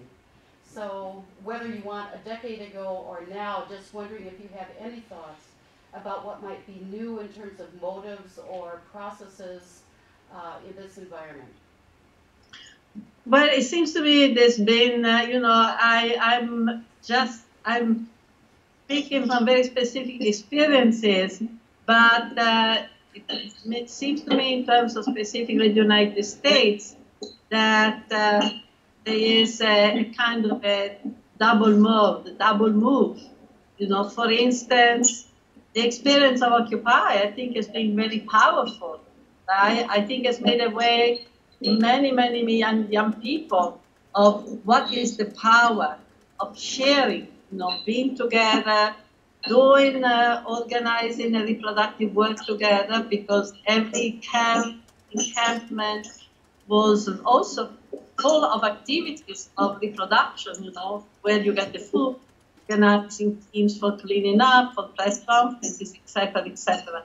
And the experience of the Mic Check, which was really rediscovering the power of being together, of relation face to face with another person, of the long conversation, going beyond the isolation of the computer. I think that was a very powerful experience. On the other side, there has been all this, I think, over-celebration of what, Facebook, the internet, Twitter, can actually do. And I'll be the last person to say that what capitalism produces, it cannot be used against them, etc. At the same time, they now pose problems that are extremely excruciating and dangerous in terms of the, what are the material conditions for their production, right? Behind the displacement of millions of people and the large migratory movements that we see, there is not only structural adjustment, World Bank, privatization, but there is really all the work of the corporations that are occupying land, fishing areas, and forcing masses and masses of people off their land, mostly to extract materials that are necessary for technology. So this is an issue that is not really central to it. This is what, I don't know if really answer your question, but I see a double, there is a struggle. There is a struggle and a bifurcation in terms of the vision of what is necessary for creating a powerful movement. Thank you. Can I just add to that too? And I don't know if I haven't read the book, and I don't know what new forms of advocacy would be, but I know that in labor organizing, there's actually, as Sylvia pointed out, there's actually a return to old forms of organizing. So I'm thinking about Jane McAlevey, for example, and the idea that what you do, and it's problematic to try to use, for example, social media. What you want to do is on the ground, in a community, people who work at a workplace go in and they talk to their friends at church, they talk to their friends at the 7-Eleven, they talk to their friends, their neighbors, and if I hear from, we grew up together, and if I hear from you that it's okay to form a labor union, that face-to-face contact is the only way we're going to rebuild the labor movement, that in fact to leapfrog over that is dangerous, because then we come together and it's like, what are the things that brought us there, right? Things that are relatively non-problematic, a post here, an image there. But then the work of figuring out, well, where does the boundaries of our solidarity begin and end? We haven't done that. And all of a sudden we're in the middle of a park somewhere, or we're at a union organizing drive, and I'm not really sure where our boundaries and our visions of solidarity begin and end. So that's the flip side of that, is that we need to actually go back to more old school, face-to-face, on the ground, in the community. And so there's a whole movement. Specific to labor organizing, that would not change congressional legislation. I think that strong labor unions actually do change congressional legislation. But that would not be the technique they would be using to accomplish that. Okay, but the general thing of we have to return to a, you know, we have to Yes. find new ways of Yes. advocacy. I Breaking would that say, down who's to we? different, and Right. different stages of the process. Right, Yeah, thank you. exactly. And the question of building social relation with the people with whom you organize, Right. of going with whom, an effective relation and social relation, that's really very, very important, yeah. And in fact, just to tie the two presentations and this comment together, somebody just published a piece, among the things I deal with is the world of science and technology policy. And somebody just, there's decades of, and I published a book on the whole issue of how do scientists get their view into the ears, meaningfully, effectively into the ears of policymakers. And the punchline, no one's ever said this before, but someone just published personal relationships. Right. To bring the two together.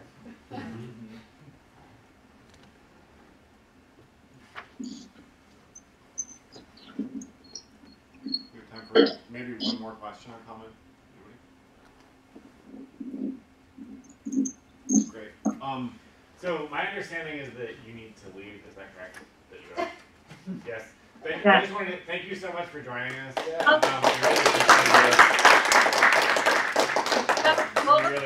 Really good. Thank you. Thank you. No. Thank you, Sylvia.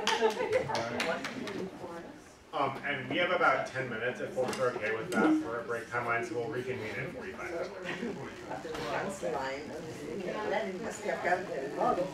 Yeah, there you go. Yeah. That's all right. It's all right. It turns out I'm here during the week. I just saw your post. It was like great. A week or two ago. Sir. Two. Oh my gosh. Yeah. What were they? Okay, just while she was running. Okay, I don't want to be, I don't want to put you in a spot.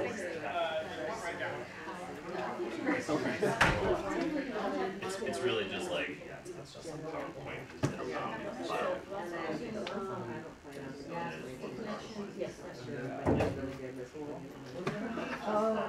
You guys did that? No, Yeah, the boys do it. The boys do it. That's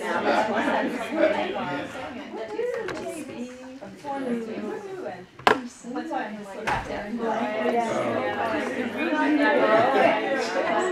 I read about biology. But that happens really, Yeah. really well. Is it going to be a regular thing? Is it too much?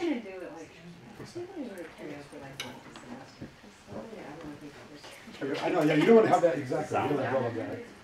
Right, so like, okay, Yeah, thanks for the fun. We'll show up to your own show. I got take responsibility for that. I'm singing.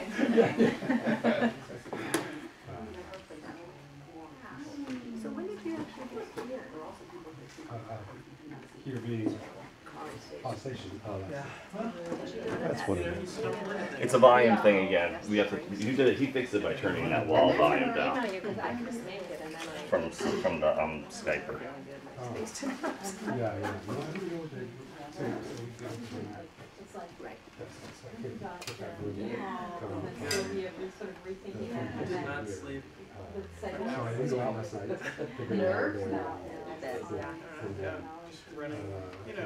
It's always like Yeah, 1,000 different ways to so I reorganize. met Ron and I met up with Jen. Well, it's so nice to know Jen, really three constructed. of us go back I to mean, Illinois. you construct it. They go away. Next door to the hotel for a drink. So that's the Yeah. danger for Yeah. And that was that. So it was, yeah, we were trying to figure out how to have. Sylvia let me off the hook because I'm like, only thing I'm nervous about is like I'm being kind of provocative by like saying maybe I'm moving beyond these existing malls of industrial production to think about these new patterns of work, and it's made me a little bit like, Oh, right. she's like, no way. So I will be And I was at like, dinner, yes. and then All right. actually, I This was 2000. yeah, like if people want to go to downtown Bryan, I can fit 4 But he people also in my was car. built up, so he's escaped. He's Oh, flaring it's downtown, everywhere, so, I yeah. choose a place in downtown. Maybe it's not a place with a big enough table. I'm happy to go. I heard Revolution. Yeah, Hi. that's where we did karaoke the first No time. way, really? Yeah, and they just remodeled That's it. way back in Well, the they saved day. the Yeah, city from the yeah. 1960s. You could have a genuine. Ah. Good to see you. That was, Yeah, and I was then, I guess it was really different. Yeah, we had a couple different Yeah. times. Yeah. Actually, we had a couple Looking different up times. a wall. No, The famous don't do it. Yeah, well, they were grandfathered in, and then because they did that, Right in the the city beginning. came in and. Brittany, B-R-Y-N. Apparently the stage is good. Well, she Because was, when we were on the stage, I was literally like, if I turned, I was hitting the hammer cymbals. So there you go. If I turned this way, I was getting B-R-Y-N-J-R is like a You can common use this quite the thing, but it's like, I just remember like she was I'm trying to do concerned about the something. group for lunch, because I've been there when they're groups, so people come to work, so. yeah, B-R-Y-N. But it's like the only one in the world, so I can't use the internet.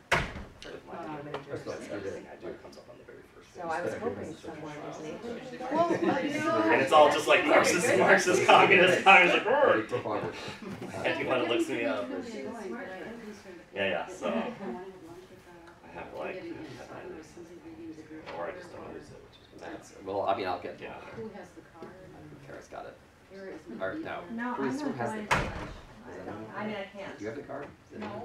Okay, well, then I'll take care of it. Kevin also said he was coming back. Okay. I wasn't told to do anything, but I do have a purchase card, so I can't pay for everybody. Nice sense Don't you feel nice that you're done? I do, I feel I'll go and I can record it. We'll go. Thank you for hanging I was gonna ask out. Oh, yeah, He said first one right after lunch. No, they'll be okay. I mean, as long as well, no, it's fine. Totally, favors relate to each other. This No. is my confusion. I like it when it happens. I just wanted to make sure we weren't Panels cutting are anyone off. super stupid. I mean, the individual papers might be good, but conversation, yeah. and my paper fits entirely. I'm so glad to realize that. Good, yeah. Oh, yeah. Yeah. Panicos, Partially. I could be a good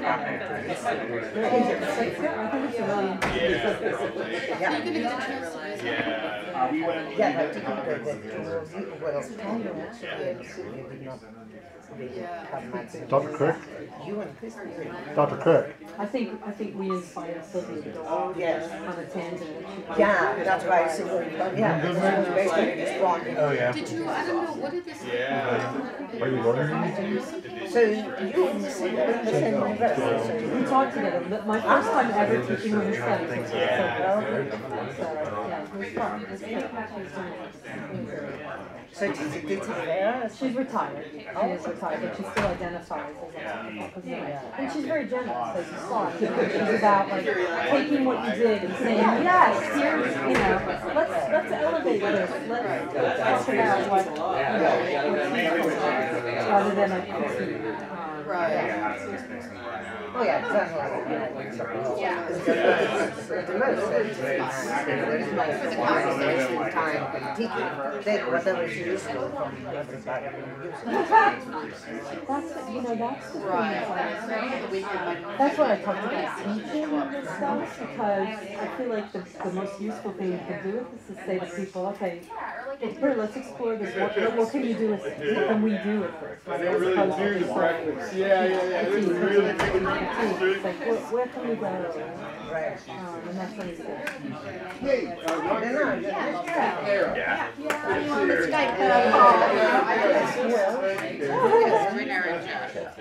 No. We're talking about how everything, for the most part, is speaking. We'll see. Yeah, you already set it up really nice with reproduction. We'll see. It's good. It'll be and fun. mine, I know it goes with that boundary. I'm saying that Sylvia was what she's saying. We can, we have to think beyond the industrial production model. That's what I'm doing, trying to do here, which has been my one thing that's like, it's a little pushy. Let's see if it's really working. If I get like people buy it, it's been like a fun little side project for a while. So we'll see if it's good play. I'm next.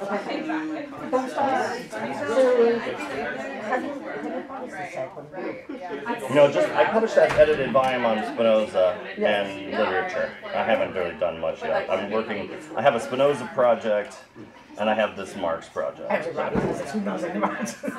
My Spinoza project It's better than yours. is more important than my zombie. But then this one, because I kind of had given. It's been like a fun like side project to think about these forms of production and stuff. But then the whole like Lyft and Amazon, like this like happened the last couple of years, and all of a sudden I was like, yeah, we can do this back. Yeah. No, this is really important. And so it came back, and you know, I teach Gothic. Like every other year, I teach Gothic. I teach history of American novel through the Gothic, especially the early stuff. So I've been occasionally doing this kind of stuff, which is super fun. Yeah, because you're going to teach like the 19th century novel. You don't have to teach like Scarlet Letter, but you teach it as a horror tale, which it clearly is. You know, it's like I think like every book in American history is like a freaking horror book, right? Every slave narrative, everything that's like so you start doing that, it gets really fun. And it was one of the first places I was able to do theory about like in my straight lit classes where I could really add a lot of theory if I did it through the Gothic, right? Because you can read the Stava, you can do whatever you want, and it's not like a class on like psychoanalysis. Because she's a Marxist who finished, she was a Marxist, she's very intelligent and she writes on literature, she's an English. Okay, I should, yeah. Who's a Marxist, very theoretical, and definitely. Yes, I would like to find out. I'll mark. She's talking about literature and Marx. Yes. So that should be this is what we should be doing. Yeah. Totally different kind of labor. She's at the University of Chicago. Okay. She's in Chicago. Well, that's good to know. Do you know her? She's doing literature, 19th century literature and Marx, which he's teaching, so I'm saying she's at the University of Chicago. Okay. Got it. But you never know. In this case, thank you, yeah. Simulation That's is why really you're like, you know How how do to you deal with that issue? What do you I'm just like, hey you. I go off and say right now. I say hey you. Yeah. Hey you. Say hey you. Isn't that a song? The hard one for me, which is such a Yeah, is like guys, hey guys. You can't do that anymore. Yeah, it's way But now, but if you're in like even in Indiana, if it turns into y'all, I don't want to do that either, right? So it's like, so I've been like you all, hello you all, you. It's like there's no y'all. I don't want to switch to y'all. And this process for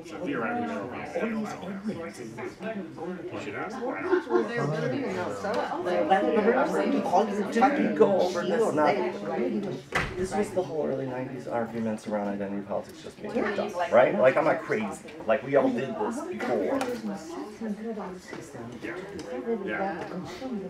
Exactly. Yes. Good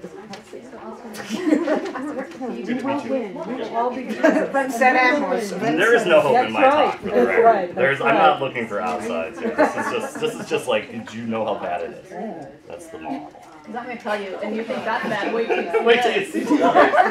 Folks are feeling okay. Maybe we should reconvene. As you will. I think she was but I mean, it's only I didn't it's funny that you find lives. Organize those women with their bonuses.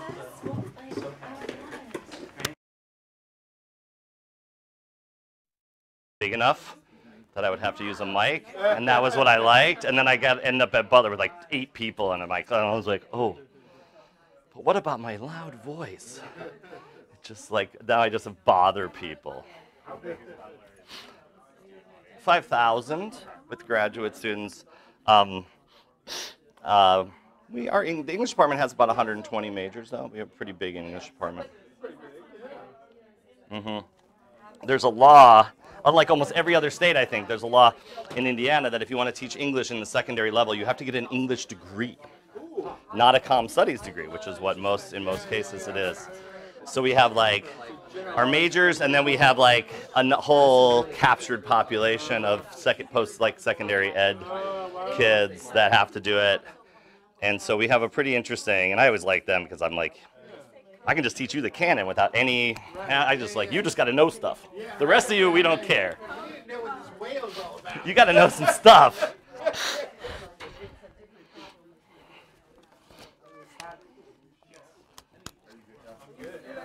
Okay, I think we're going to go ahead and start.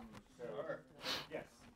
So the next panel is kind of, I I guess actually probably interacts pretty directly We'll see. with some of what Sylvia said, but deals with the question of undead labor and particularly questions around primitive accumulation and also production in the gig economy.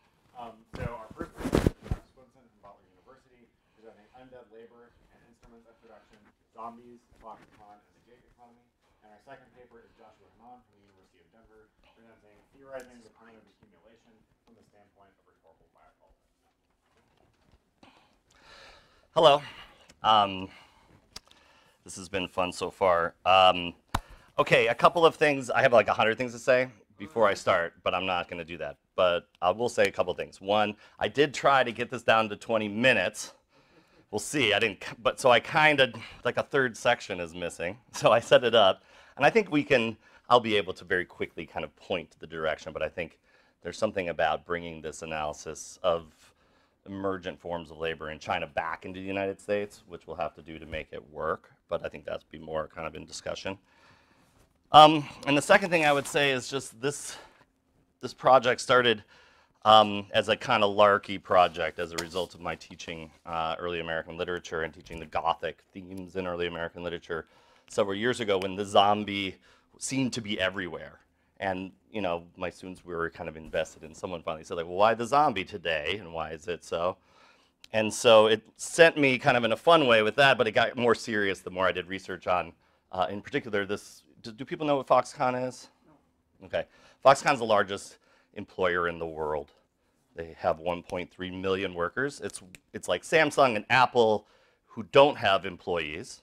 Right? I remember when I started this project, it was like Apple had something like 23,000 employees or 30,000 employees, but they subcontracted 750,000 employees through Foxconn, which is a Taiwanese company that kind of developed these models for producing the things that we own, particularly technology. So I think that's important.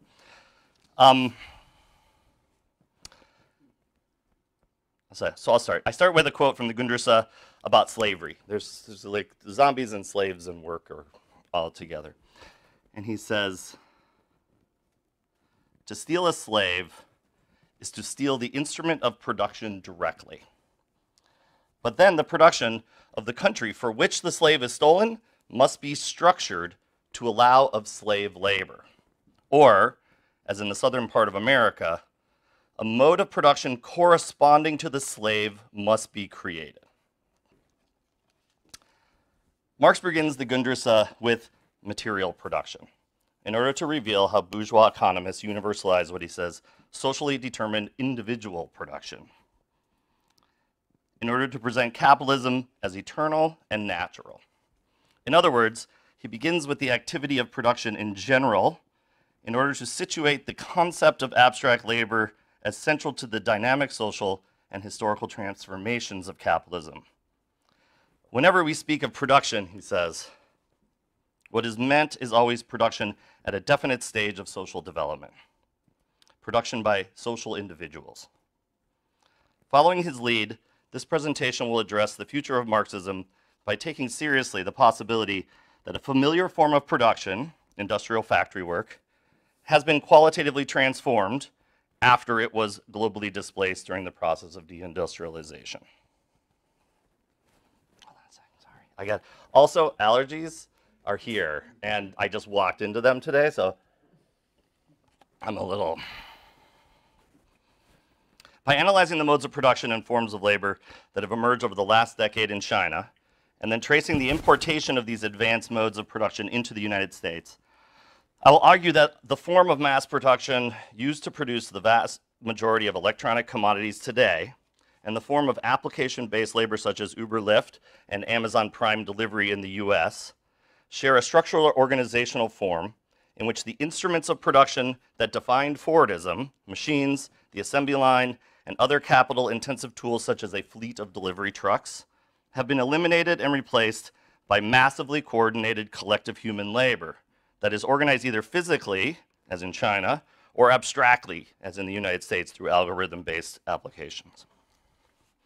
Given how the gig economy has been presented as the future of work in the breathless accounts of Lyft's initial public offering just this week, I was like, oh, I've been saying this. They're going to just say it on NPR. It is not surprising to see collective unconscious anxieties emerge around the changing nature of work and production in the US. Add to this the ideological tendency and heightened ideological tendency in the US towards reactionary fear of foreign invasion since the 2016 election, and it will hopefully become clear why apocalyptic zombie narratives have been so present in the popular imagination over the last decade. Like Marx' oft-used cultural metaphor of the Robinsonade, the zombie provides both a fantasy of individual agency and a material account of the emergent form of capitalist production. Do we know Robinson Crusoe? We still know the myth. Most of us grew up. I think students today, I don't know it as much. Defoe's Robinson Crusoe, written in 1719, and if you don't work in the history of the novel, you might not realize that it is still considered and used as the first novel ever written. It's not technically, but the discipline uses it that way. It's a fictional account of an Englishman stranded on an island off the northern coast of Venezuela for 28 years, which doesn't make any sense. And if you don't know, he was shipwrecked after he and a few other owners of tobacco and sugar plantations in Brazil decided to avoid colonial restrictions on slavery, because they weren't allowed to have slaves, by mounting their own expedition to go directly to Africa to steal slaves. That's what the book is about, the first novel. This is really great. In the introduction to the Gunderson, Marx reflects on the proliferation of Robinsonades. So we have the zombie and zombie tales. We have Robinson Crusoe and Robinsonades. In the 19th century, in order to make one of his primary and I think one of his most Spinozist points, namely that capitalist modernity works by presenting an ideological form of individuality, the fantasy of the autonomous individual, in order to contest the material and formal reality of wage labor, or the process through which one is abstracted from a community and into a form of individualism in order to then be transformed into wage labor, or a body that can do wage labor. From an analysis of a popular fantasy narrative, Marx develops his critique of how bourgeois economists use a universal conception of history to naturalize and justify the present. He says, the individual and isolated hunter and fisherman with whom Smith and Ricardo begin belongs among the unimaginative conceits of the 18th century Robinsonades, which in no way express merely a reaction against over-sophistication and a return to a misunderstood natural life, as cultural historians imagine. As little as Rousseau's social contract, which brings naturally independent, autonomous subjects into relation and connection by contract, rests on such naturalism. This is the semblance, he says, the merely aesthetic semblance of the Robinsonades, great and small. It is rather the anticipation of civil society in preparation since the 16th century and making giant strides towards maturity in the 18th. In this society of free competition, the individual appears detached from the natural bonds, which in earlier historical periods made him the accessory of a definite and limited human conglomerate. So sorry for that's only a big quote I'm going to use.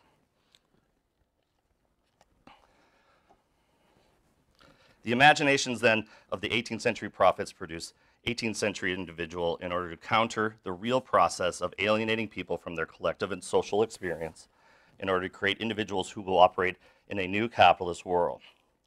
Using what we might call even a metasymptomatic reading, Marx recognizes that the form of the subject depicted in the emergent novel is as important as the content of those novels. A castaway is it, well, excuse me, if not more so. Okay, the actual content of Robinson Crusoe, European man attempts and totally fails to control the new world. Let's be clear. He does pretty good for a while, and then the Friday comes, and then he's totally scared. He freaks out. He can't control the world, but somehow that gets switched, right, in the popular imagination. It's surpassed by the form of the subject that is expressed in the novel, not the actual content. A castaway is able to create his own world in a foreign environment, which then proves that the autonomous European masculine subject is, quote, naturally capable of controlling himself and his surroundings. In this way, Robinsonades function like modern post-apocalyptic zombie narratives in which the protagonists are represented with a world, or excuse me, are presented with a world that no longer operates according to the rules. And as a result, the familiar world is transformed into one that needs to be mastered by individual agency. an agency that operates outside of the laws of society. You can use violence, etc. And it never gets outside of capitalism, but you don't have to go to work. This is what we point out to my students, like, why do we like zombie narratives or apocalypse narratives that are so horrible? I said, well, because when the apocalypse comes, you don't have to go to work. And then what's the first thing you do in a zombie? You go to the rich neighborhood and steal the shit out of their cupboards, right? Because they got the better food. All right, so like Crusoe, modern survivors of the apocalypse express a fantasy form of subjectivity, one that gets to act out a utopian form of individual agency, rather than be acted on as a discrete individual by the exploitation and domination at the root of capitalist wage labor. So we could talk about, first and foremost, we talk about zombie narratives. If you want to think about them in any way that's not super reactionary, because the survivors are clearly like the 1% defending against the hordes, right? So there's that identification. And if you want to think about it more interestingly, we can think about the zombie, like identify with the zombie. It's hard, but you could, right? But what I want to talk about is what is it that captures people's fantasy? And can we locate it in a historical development in the last 20 years? All right. Since George A. Romano's The Night of the Living Dead in 1968, scholars and cultural critics have understood the zombie to be a figure rich with economic symbolism, especially given post-war anxieties about, on the one hand, the threat of ideologically duped communists, a mindless horde looming over the US, and on the other hand, ideologically duped American workers and consumers, a looming domestic horde who split their lives between mindless labor and equally mindless consumption. These were the tensions in the original 1960s and 70s zombie world. Today, the figure of the zombie has reemerged in its classic form, like in The Walking Dead, I'm thinking. Slow zombies, working mobs, that kind of thing. Believe me, there's a lot of zombies out there if you start doing this. But while still essentially linked to economic anxieties, the zombie, mirroring like capitalism itself, has become a more complicated and a very global phenomenon. So today, the zombie apocalypse is always a global event that is linked to the international travel and economic circulation. And it triggers a total system collapse, but one that, as I've said, doesn't really bring about an end of capitalism. The zombie is a complex and contradictory entity, but in every version of it, the subject of secular modernity and the belief that the essence of the human is consciousness, autonomy, agency, and mind is contrasted to the animal-like zombie, right, who operate on bodily and instinctual level and in mass groups. Though the zombie can raise the fear that we are all slaves, and it's hard not to identify with this narrative because the narrative pitches its audience as a first world narrative thinking about others. So it's like trying to write this and say that every time is kind of hard. But the zombie raises the fear that we are all slaves. They more often present the fear that we are masters who are at risk of a slave revolt. At its core, the zombie reflects the historic anxiety surrounding the relationship between the individual and the multitude or mob. Obviously, this is the basis of Hobbes' description of pre-modern society, where the actions of the mob threaten the basic definition of both the individual and the state. And as a result, the mob must be repressed in order for civil society to come into existence. Logically, then, the zombie could offer an alternative model of the relationship between ontology and the state, what Sarah Luro and Karen Embry, in their influential essay, A Zombie Manifesto, this is a few years old, but it was in Boundary 2, and it's really good, call it what they call a consciousless being that is a swarm organism. So that's like kind of shifted into a positive read. So unlike other undead and immortal monsters, such as Frankenstein and the vampire, that were imported from Europe, zombies are a New World phenomenon, and a pretty dark one. The figure of the zombie originally emerged out of the system of slave labor that developed on the sugar plantations of French-ruled Haiti in the 17th and 18th centuries. The system has been documented as one of the most brutal and most profitable slave economies to ever come into existence, with the singular distinction of being a slave system that did not support human reproduction, because at the time, importing a slave was cheaper than supporting a child for 10 years before they became profitable workers. They separated the slaves in men and women, so they wouldn't reproduce, which is another whole, that's a level of exploitation, that's a whole different thing. The idea of a zombie curse was used in the system by slave drivers, usually co-opted slaves who were also voodoo priests, in order to dissuade slaves from committing suicide. For Haitian slaves, death was both feared and desired, and both slave and slave owners understood suicide to be an effective and common form of resistance. Haitian slaves believed that after death, one would travel back to Africa, back home, and away from the sugar fields. But if a slave is turned into a zombie, she never gets to leave Haiti when she dies, and she never gets to leave slavery. That's where the undead comes from. Moreover, the zombie slave can be totally controlled by another person, a kind of voodoo slave master, like an extra master. And so the original zombie is a slave that is under the complete control of the master when alive, and who can never be released from work, even by death. So the complicated nature of the zombie can confuse even the best scholarship on the subject. For example, Laura and Embro define the contemporary zombie as a pessimistic stand-in for the current moment. This is about 8 years ago. And specifically for America in a global economy where we feed off the products of the rest of the planet and, alienated from our own humanity, stumble forward, groping for immortality as we decompose. That's pretty good. Laura, the only reason I am not agreeing with them 100% is that they put it as like a consumption thing. Like, you have to consume a lot to be this zombie, to be this fear. They present an innovative zombie that could potentially be a model for post-human form of agency, but their insistence on the traditional definition of the zombie as a reflection of our fear of being ideologically duped consumers limits the potential of their reading. The zombie terrifies, they claim, because it is a reflection of modern-day commercial society, propelled by its need to perpetually consume. And for them, the zombie is a first-world subject who mindlessly consumes what others produce and is simultaneously an industrial worker who is, quote, reified as part of the process of production. But in the US of 2019, the industrial economy, its workers and its culture are no longer either materially dominant, as the vast majority of industrial production occurs outside the US, and we can just talk at any length about what ideologically it means to be a worker after 2016, or symbolically visible, right? Or if it's visible, it's much more complicated. Interpretations of zombies as a composite of the industrial worker and the ideologically duped consumer in the global north cannot adequately explain the appeal of the zombie today. And given the serious and systemic economic problems facing all but the wealthiest in the US today, it's hard to imagine that the majority of Americans feel terrified by the spiritual vacuum left in the wake of their excessive consumption.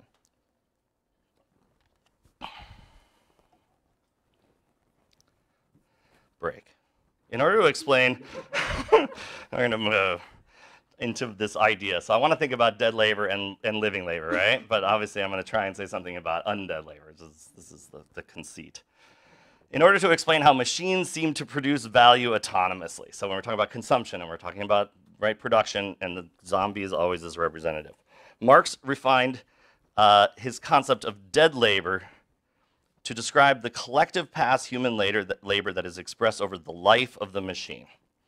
Dead labor is not just the result of the mechanical process of making the machine, as we know, but the collective intellectual labor which is developed in both the design of the machines and the processes of production. But the dominant mode of the industrial production today, and this is my argument, is not quite the type of mechanized and machine-based production presented by the American imagination of the post-World War II era, but a form of quasi-human and machine production that has been perfected by Foxconn over the last 2 decades in order to make our cell phones, electronics, and textiles. This form of production does not rely on machines, and this is the conceit. And I don't know how much we know about this or what we think, but I think the narrative is that the West deported sent away all of its production. And I guess in my mind, when I started this project, I still thought, like, well, then they just start up these factories and they've got conveyor belts and stuff. But when I do the research, the point is that they don't, right? That we assume that the same exact form of machine production just got transplanted. But something else happened. It changed when it got there, and especially in the last 10 or 15 years since the rise of the cell phone. So the form of production does not rely on machines, or at least is not anywhere near as much as we might assume, but on highly choreographed movements of thousands of humans working together as a human machine. Similar to the cooperation that Marx locates at the root of manufacture more than industrial production. This form of industrial production relies on massive numbers of individuals working in tandem and who collectively creates a qualitative transformation in the production process. Foxconn's main production facility in Zhengzhou employs over 350,000 people, and it is capable of producing up to 500,000 iPhones in one day. What is significant about this facility is not just its size, or that its workers live in company dormitories and must submit to forms of military discipline. It is that the production lines are not mechanized. It is not Fortis production. There is no automated assembly line. Your phone is not made by a machine. It's made by hand. The assembly of an iPhone, this is the most recent data I could get, entails 400 individual acts, the vast majority of which are performed by humans and their hands. And from what I can tell, and it's hard to get this data, if your phone was touched by at least 100 people, and as many as 300 or 400 if it was done in the beginning of a new product. So that's what it is. People take it and they do these like physical acts on our stuff.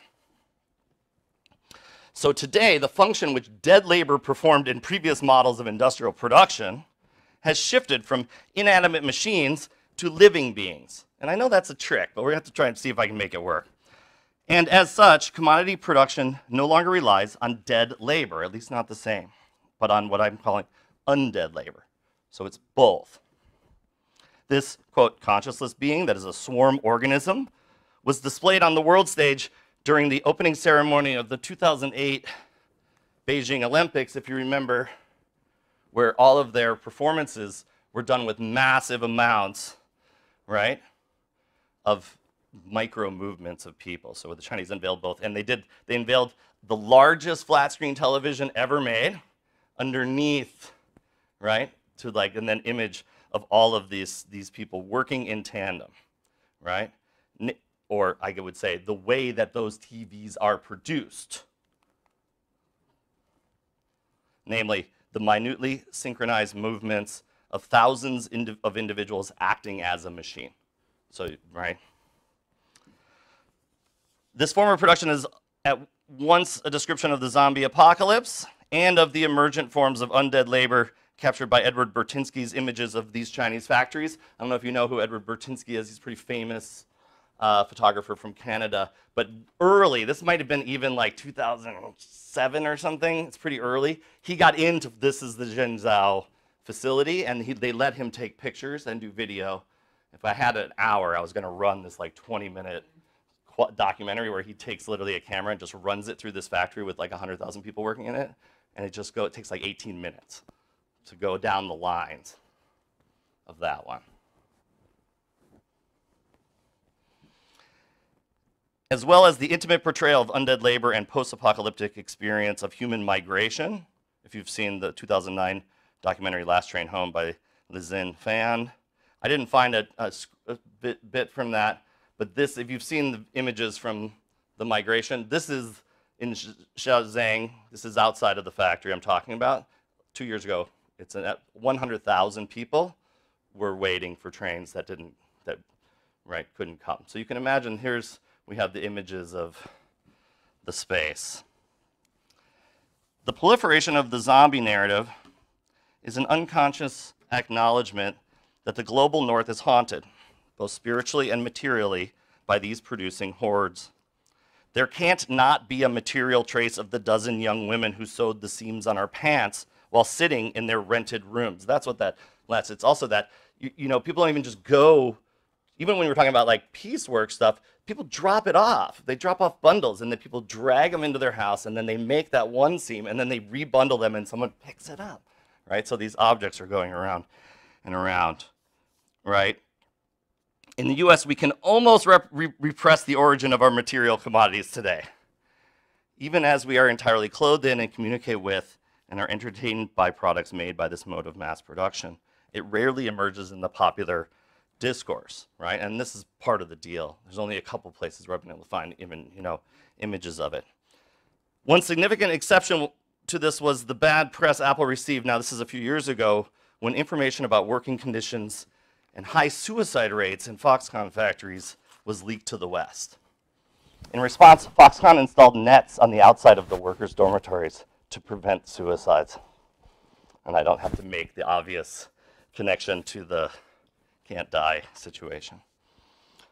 So the question here is, and this is, I'm going to finish and then I'll open it up to like, because my basic argument is that if this argument works at all, we have to also think about this as the vanguard of production, not of some second. They're not developing into an American form of production. This is the cutting edge of production, much the way economic inequality and kind of neo-fascism, we can find it in Africa and then coming back into America. The same way that this, it has to, so for about 2 years I sat on this thinking, well, this is kind of a weird argument unless I can show it doing something here. So white people in America are freaked out that Chinese people might, you know, become powerful enough to destabilize America. That's fine. But if it's something, we'd have to have it come back. So the question then is, what is it technically? And what I pull from Marx is this idea of the instruments of production. It's something he talks about when he, like I said, when he talks about slaves. So it's like what it takes to put the factory together. And then what's happening with undead labor essentially is that the collective nature of the work is becoming machine-like. It is itself an instrument of production. And it's, right? It would be like saying you have to get, to go to work, you have to bring the instrument of production with you. You have to bring the machine with you in some kind of new way. So, let's see here, finish up. What happens when the worker stops attending to machines and instead takes on the function of fixed capital in industrial production? That's the main question. What happens when the workers themselves become the instruments of production? That, Marx says that's what slavery is. And I'm not saying this is slavery, but maybe the tendency, right, to put these two forms together. This form of production is not merely or simply a return to handicraft or piecework, even though it takes on some of the qualities of this historic form of labor. And though Marx did not explicitly imagine this hybrid form of industrial production, he clearly, like Sylvia pointed out, he didn't think much past industrial production, and I think he actually, I agree with her, he kind of, right, fetishized it. So, but I still think there's some tendencies that we can see. I'll finish with it. The distribution and deployment of the instruments of production, he says, quote, precedes and forms the presupposition of production. So he says the way that instruments of production are used precedes the organizational form of production. And so in emergent modes of production, the form of the distribution of the instruments of production, or the way that instruments are produced, or the way that instruments of production are organized will, according to Marx, define the eventual form of production, and then, as I started with, the social system surrounding it. And this is especially true, he says, in all cases of conquest. So essentially when you have one mode of production coming into contact with another and then being set up on a space, much like industrial production being transmitted, right, to other places and then coming into something else. Or in two modes of production come together, as happened when the Western form of industrial production was transplanted into China. At the very least, Marx understood the almost supernatural potential of industrial production to transform quantity to quality. As when he describes how in fully developed machine production, quote, real wealth manifests itself in the monstrous disproportion between the labor time applied and its product, as well as in the qualitative imbalance between labor reduced to a pure abstraction and the power of the production process it superintends. In undead labor, this monstrous disproportion is present but inverted. Instead of the labor being incorporated into the production process as a living appendage to the machine, it itself expresses the pure abstraction of industrial labor by embodying both the living and dead characteristics of machine production. And with this, Marx's famous passage describing the workers' inherent struggle against machinery is significantly transformed or maybe fully realized. He says, thus, the appropriation of labor by capital confronts the worker in a coarsely sensuous form. Capital absorbs labor into itself, quote, as though its body were by love possessed, unquote. To finish, if this works, we have to find a place.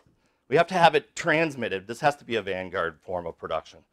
And it was 2 years ago when Amazon said, in 5 years, we're going to have stuff delivered within an hour. And everyone has talked about the drones. But if this has happened to you, we happen to be in an experimental zone. Or someday we have Amazon Prime, some 13-year-old kid walks up to the door, puts it down, and walks back to a normal car and drives away. Next time, Kristen stopped the woman and said, "What's going on?" She says, "After I pick up my kid at work, I go to the Amazon center, I pick up 10 things, I drive around for an hour while he does his homework, and I do it." And it was then I realized, because when I thought, how is Amazon going to deliver to the whole United States in an hour, what would the instruments of production be? How many trucks? How many tires? How many oil changes? It only works if you can hire workers and they bring the instrument of production together. They bring it with them. And Uber, when it first was hiring people, their motto was, bring your asset and your time. But in the history of Marx's theory, we've only talked about it as time, right? Selling yourself. Slaves, this, but wage labor is selling your time. But now it's bringing the instruments of production and your time. When they were sued recently for breaking labor laws, they went further, Uber did. They said, we're not a transportation company, we're a technology company. We know that, right? But more importantly, they said, the drivers are not entrepreneurs. That's like what they were saying at first. They said they are consumers of our product. They pay us. They buy our app and then use it. This is another. So for them to say it, I guess, so that's where I end. It's just like, is there a possibility that we could rethink industrial production? And is this, right, and to go back, of course, this is the most radical kind of social collective mode of kind of communistic capture by capital. So I told you I wasn't going to be happy. Thanks.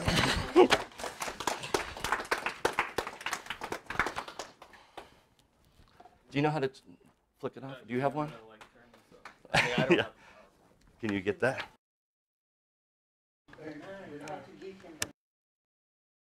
Sorry. Went a little long. It's important. Okay. I'm not sure. You just put it on your belt and then flip. Okay.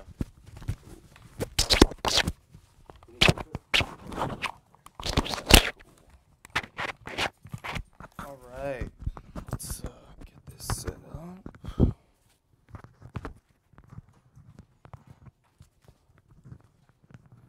All right. Is it working? Cool. Am I coming in on the mic? Okay, cool.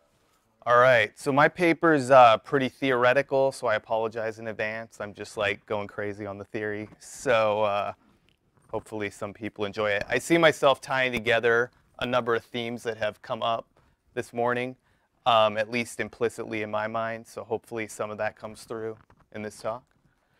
So my current book project, presently titled Rhetorical Economies of Power, offers a biopolitical account of the rhetorical tradition, as well as an underappreciated way of thinking through the contributions Marx, Foucault, and Agamben make to a critical rhetorical project. Rather than approach these thinkers as affiliated with the discipline of philosophy, who in turn supplement rhetorical theory, I treat these thinkers as minor rhetoricians who conceptualize persuasion as a fully material and embodied process that makes possible the historically specific opposition between the rhetorical and the extra-rhetorical, or the discursive and the material. So I'm saying that opposition is produced historically rather than something that pre-exists the historical production of that opposition. The concept that ties this argument together is the primitive accumulation. First formulated by Marx in the Grundrisse and later in Capital's Volume 1 and 3, I argue that the primitive accumulation makes possible a genealogically informed theory of rhetoric that illustrates how economic foundations in the West are always birthed through material techniques, practices, and processes that are xenophobic, patriarchal, ableist, speciest, and ultimately classist. From the rhetorical vantage point of the primitive accumulation, economic foundations are neither purely scientific nor predicated on universal laws of society, such as the Hegelian totality or Durkheimian total social fact, but are rather the effect-cause of apparatuses of bodily production that seek to violently impose order and temporality upon irreducibly contingent material practices and processes. So to further detail how I'm trying to conceptualize the primitive accumulation rhetorically, The remainder of my talk discusses Marx's account of the primitive accumulation in more detail and how, when placed in conversation with thinkers such as Foucault and Agamben, the concept helps us arrive at a genealogically informed theory of rhetoric that is fully material. I conclude my talk by discussing 3 limitations to building a genealogically informed theory of rhetoric out of this scholarship, which I am currently working on addressing in my book project and would love your feedback on whether you see it working or not. So now to move into the body of the talk, theorizing the primitive accumulation from the standpoint of rhetorical biopolitics. In Capital Volume 1, Marx informs us that the primitive accumulation is a concept Adam Smith initially proposed to rationalize inequality under capitalism between the haves and the have-nots, playing, quote, approximately the same role in political economy as the original sin does in theology, end quote. The primitive accumulation functions for Smith as the primordial conditions out of which something like the capitalist mode of production could have emerged in the first place. While Marx agrees that something like the primitive accumulation must have occurred, he disagrees with Smith's ideological explanation. Whereas Smith's narrative of the primitive accumulation naturalizes inequality by arguing that wealth is rooted in a primitive anthropological drive toward thrift, prudence, and industriousness, Marx defines the primitive accumulation as a, quote, historical process of divorcing the producer from the means of production, end quote. Pinpointing the primitive accumulation's emergence in practices between the 15th and 17th centuries that involved, quote, the spoliation of the church's property, the fraudulent alienation of the state domains, the theft of common lands, the usurpation of feudal and clan property, and its transformation into modern private property under circumstances of ruthless terrorism, end quote. The primitive accumulation functions for Marx as an assemblage of contingent events that both precede the capitalist mode of production and set this mode of production into motion as a historically concrete social order, occurring through invasive techniques and processes that capitalism itself would deem illegal and uncivil, such as theft, genocide, terrorism, rape, coercion, and appropriation. The primitive accumulation reveals how the capitalist society we inhabit, ostensibly governed by necessary and impersonal economic laws, was sculpted out of a complex network of force relations that for Marx are predicated upon a multiplicity of bodily exclusions and inclusions. These force relations, once set into pattern and habituated motion, seek to perpetuate themselves into the present and future by appearing from within civil society as self-contained natural laws that are universal and capable of evolving through time. Hence, whereas for Smith, the primitive accumulation is a narrative about the evolution and development of all humans, for Marx, the concept speaks to the uneven and antagonistic ground of all social, political, and economic development in the West. Based upon how Marx sets up the concept, it is my belief that the primitive accumulation can be analyzed rhetorically in relationship to what Karen Barad, who's a feminist theorist at University of Santa Cruz, calls an epistemological, ontological, ethical framework.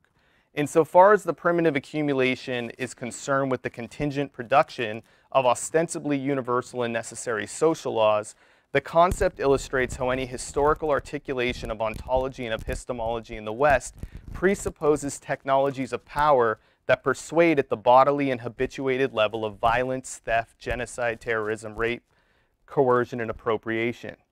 This rhetorical reading of Marx is further supported by Louis Althusser in a posthumously published essay, The Underground Current of the Materialism of the Encounter. Advocating for a reading of Marx's Capital that eschews any essentialism or determinism, Althusser argues that Marx's claim that, quote, every mode of production comprises elements that are independent of each other, each resulting from its own specific history in the absence of any organic teleological relation between these diverse histories, culminates in the theory of the primitive accumulation, end quote. In Althusser's reading, then, Marx's account of the primitive accumulation presupposes what I would call a rhetoric of the encounter that grounds the capitalist mode of production in the antagonistic movement and flux of matter itself. Historical teleology, according to Althusser, is not something that precedes a given mode of production, but is instead always already the rhetorical meeting point between ontological indeterminacy, material violence, and historically contingent and unstable social sedimentation. Given that, for both Marx and Althusser, the primitive accumulation materializes out of an ontological relationship between praxis and power, its relationship to rhetoric, which Aristotle defined as, quote, an ability in each particular case to see the available means of persuasion, is at one level self-evident. As an art concerned with the domain of the particular, probable, and contingent, what Aristotle called endoxa, the Western tradition has recurrently viewed rhetoric as a persuasive and effective practice that, like a drug or pharmacon, either hinders or supports the movement toward necessary universal and teleological laws. What obscures rhetoric's ontological relationship to the primitive accumulation, however, is the way rhetoric and the law have been related hierarchically throughout the history of the Western tradition, starting with Plato and Aristotle. Whereas the primitive accumulation would encourage us to read rhetoric as a material praxis that contingently fabricates immaterial laws, such as the capitalist mode of production, out of violent processes and techniques, the Western tradition has always defined rhetoric as a supplement or circumscribable domain of movement and practical activity that takes on meaning only in relationship to immaterial laws that ontologically pre-exist rhetoric. From the Marxist and Althusserian standpoint, then, the theory and practice of rhetoric taught by the Western tradition should be conceptualized as a materially embodied ideology that seeks to inclusively exclude the immeasurable and indeterminate rhetoricity of matter itself. As a historical process, quote, written into the annals of mankind in the letters of blood and fire, end quote, the primitive accumulation expresses itself rhetorically not only through the catachrestical and tropological failure of language, as contemporary rhetorical theorists such as Christian Lundberg and Ernesto Laclau would argue, but also through the gendered, sexualized, ableized, racialized, and anthropomorphized flesh that the primitive accumulation must continually cannibalize as a condition for reproducing itself into the future. While the primitive accumulation has an ideological face, as we saw in the writings of Adam Smith, its ontological rhetoricity should be approached less through a symbolic and representationalist framework, a logic that presupposes what Karen Barad terms geometrical optics, or what Ron Green might call a constitutive perspective, and more through a diffractive lens or physical optics, which treats rhetoric and bodies as two entangled expressions of matter's interactive becoming. To arrive at a robust rhetorical theorization of the primitive accumulation, Marx and Althusser's historical narrative should also be radicalized to account not just for the violent historical practices that precipitated the capitalist mode of production, but also the more general and particular biopolitical imperative to hierarchically order and sort bodies in relationship to immaterial ideals and principles, a logic that takes on a particular universalist configuration with the birth of Western metaphysics during the 5th and 4th centuries BCE. It is here that Foucault's uptake of Nietzschean genealogy, which pushes the will of power back to the Greeks and the tension between Dionysian and Apollonian forces, as well as his modern account of disciplinary power and biopolitics, offer an important corrective, in my view, to Marx's concept of the primitive accumulation. As Jason Reed argues, quote, Foucault, at least in the writings of the 1970s, can be understood as producing a sort of symptomatic reading of Marx's theory of power, one that destabilizes any opposition between primitive accumulation as contingent event and the capitalist mode of production as silent necessity, end quote. While the majority of Foucault's work does not provide an explicit discussion of Marx's concept of the primitive accumulation, in my view, his analytic of power is very much indebted to this Marxist notion. As he notes in one revealing line of an essay titled in English, translated in English as The Mesh of Power, one can find in the lines of Capital an analysis, or at least the sketch of an analysis, which would be the history of a technology of power. The history of the technology of power works through a logic consistent with the primitive accumulation, in my view, because like the former process, technologies of power require the exclusion and inclusion of bodily pleasures and desires to regulate society in patterned and predictable ways. While as many commentators on Foucault, such as Judith Butler, Melinda Cooper, Silvia Federici, Angela Metropolis, Barad, and Alexander Wahaley have all pointed out, Foucault's critical project lacks nuance when it comes to engaging with the distinctly gendered, racialized, class, and anthropocentric dimensions of technologies of power in the West, his recurrent motif that wherever there is power, there is resistance presupposes a primitive accumulation as the virtual condition for the topological and diagrammatic articulation of power. Reading Foucauldian biopolitics and genealogy through the rhetorical lens of the primitive accumulation is further supported by Agamben, who in his Homo Soccer series situates Foucault's critical project in relationship to what he calls an economic rhetorical paradigm that, at the conceptual level, first takes hold in the writings of Aristotle and the biopolitical distinction he draws in politics between bios, or political life, and zoe, or natural life. Developing this reading of Foucault over a 20-year period, Agamben shows that Foucault's account of biopolitics is not just a modern phenomena, but extends back to the foundations of the Western tradition. Agamben also helps to clarify the ways in which Foucauldian biopolitics always presupposes what he calls thanatopolitics, foregrounding Homo Soccer, a person who can be killed but not sacrificed, the camp, the Musulman, civil war, and slavery, among others, as signature manifestations of the biopolitical paradigm. Agamben shows how rhetorical economies of power in the West require ritualized practices of murder, violence, abjection, and dehumanization in order to set into motion apparatuses that put to use non-normative bodies. Insofar as Western metaphysics requires the exclusion of zoe to constitute bios as a gathering space of publicity, sovereignty, and self-presence, it inaugurates a paradigm of power in the West that presupposes both primitive accumulation and what Foucault calls governmentality, the conduct of conduct.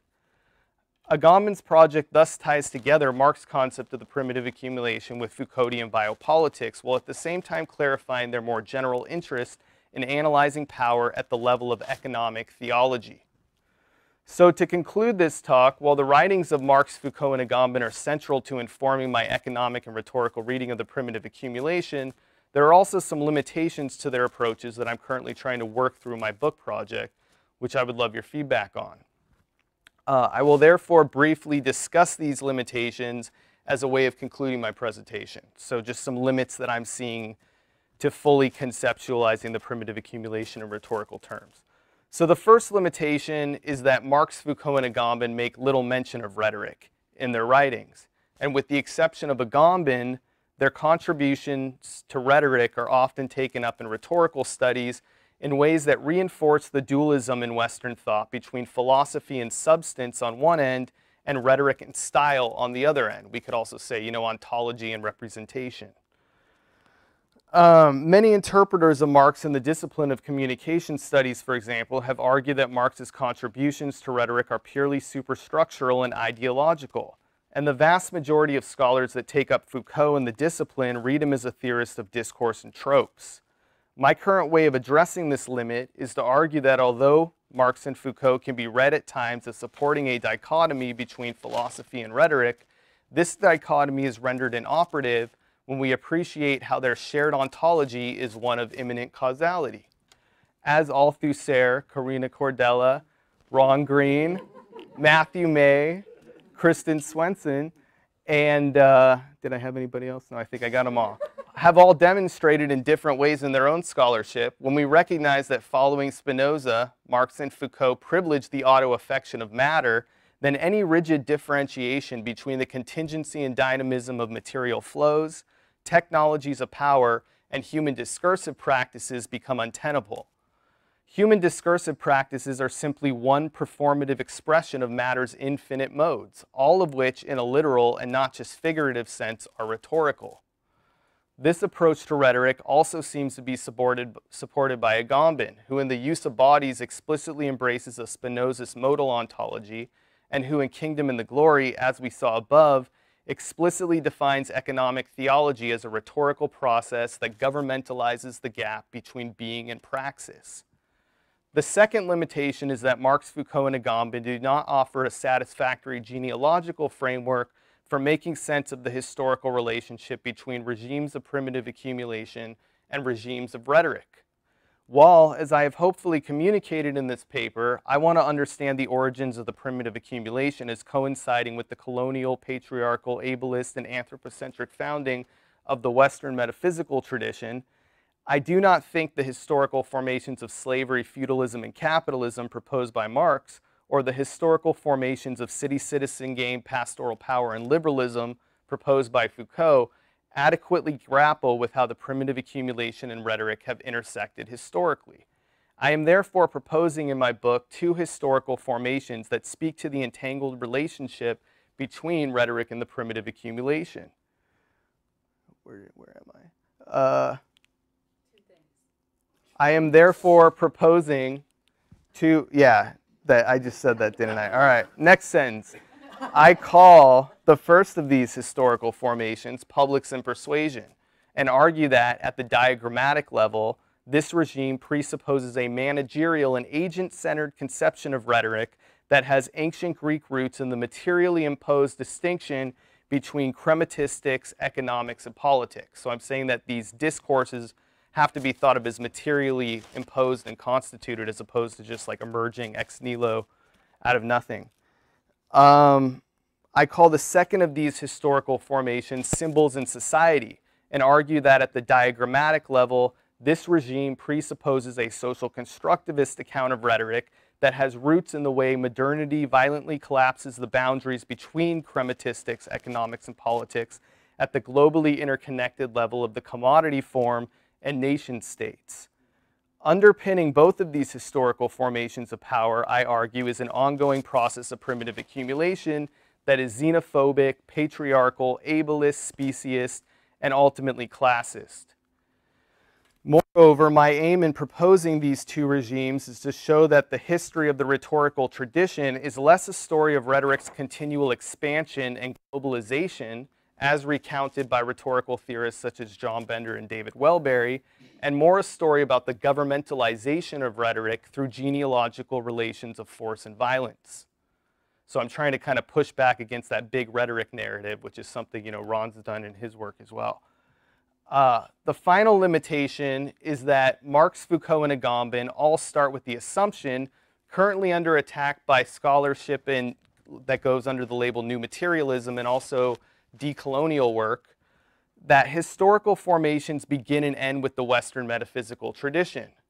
Well, I would not want to suggest that the primitive accumulation goes back further than the Western tradition, as I know I'm already pushing Marx's own argument by claiming that it can be traced back to ancient Greece.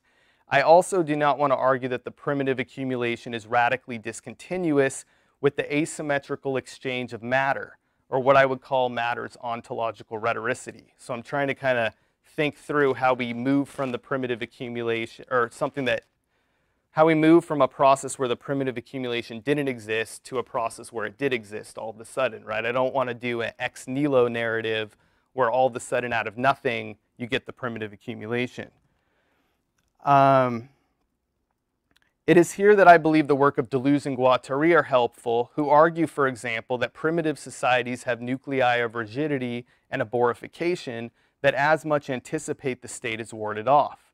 Whereas modern society in the aftermath of Hegel frames the development of the Western state as a concrete movement toward the absolute, Deleuze and Guattari deconstruct this logic by showing that the ostensibly unique evolutionary tendencies of the Western state are always at play in the movement and motion of indigenous traditions. Deleuze and Guattari extend this line of argumentation to inorganic matter even, which is how I read their argument that any genealogy of morals can simultaneously be read as a geology of morals.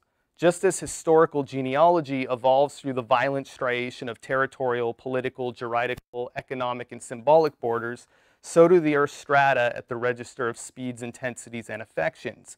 Thus, when approaching the primitive accumulation, there is the need to begin with an appreciation of the ontological rhetoricity of matter and refrain from adopting what Iris van der Thuwen and Rick de Jolfin call failed materialism.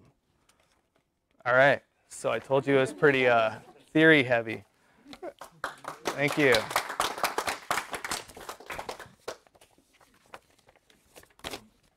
We have a hard time. We have to be at lunch. Is that? It looks like it, though, right? It says we kind of said 12:30, so close at 2. Okay. We can talk later. Well, I just wondered if we had a reservation. That was my question. Yes, it says reservation. But I think we ought to just move the talk. Okay, that sounds good. We'll pick Is that okay with? Take it to lunch. Okay. Yeah. So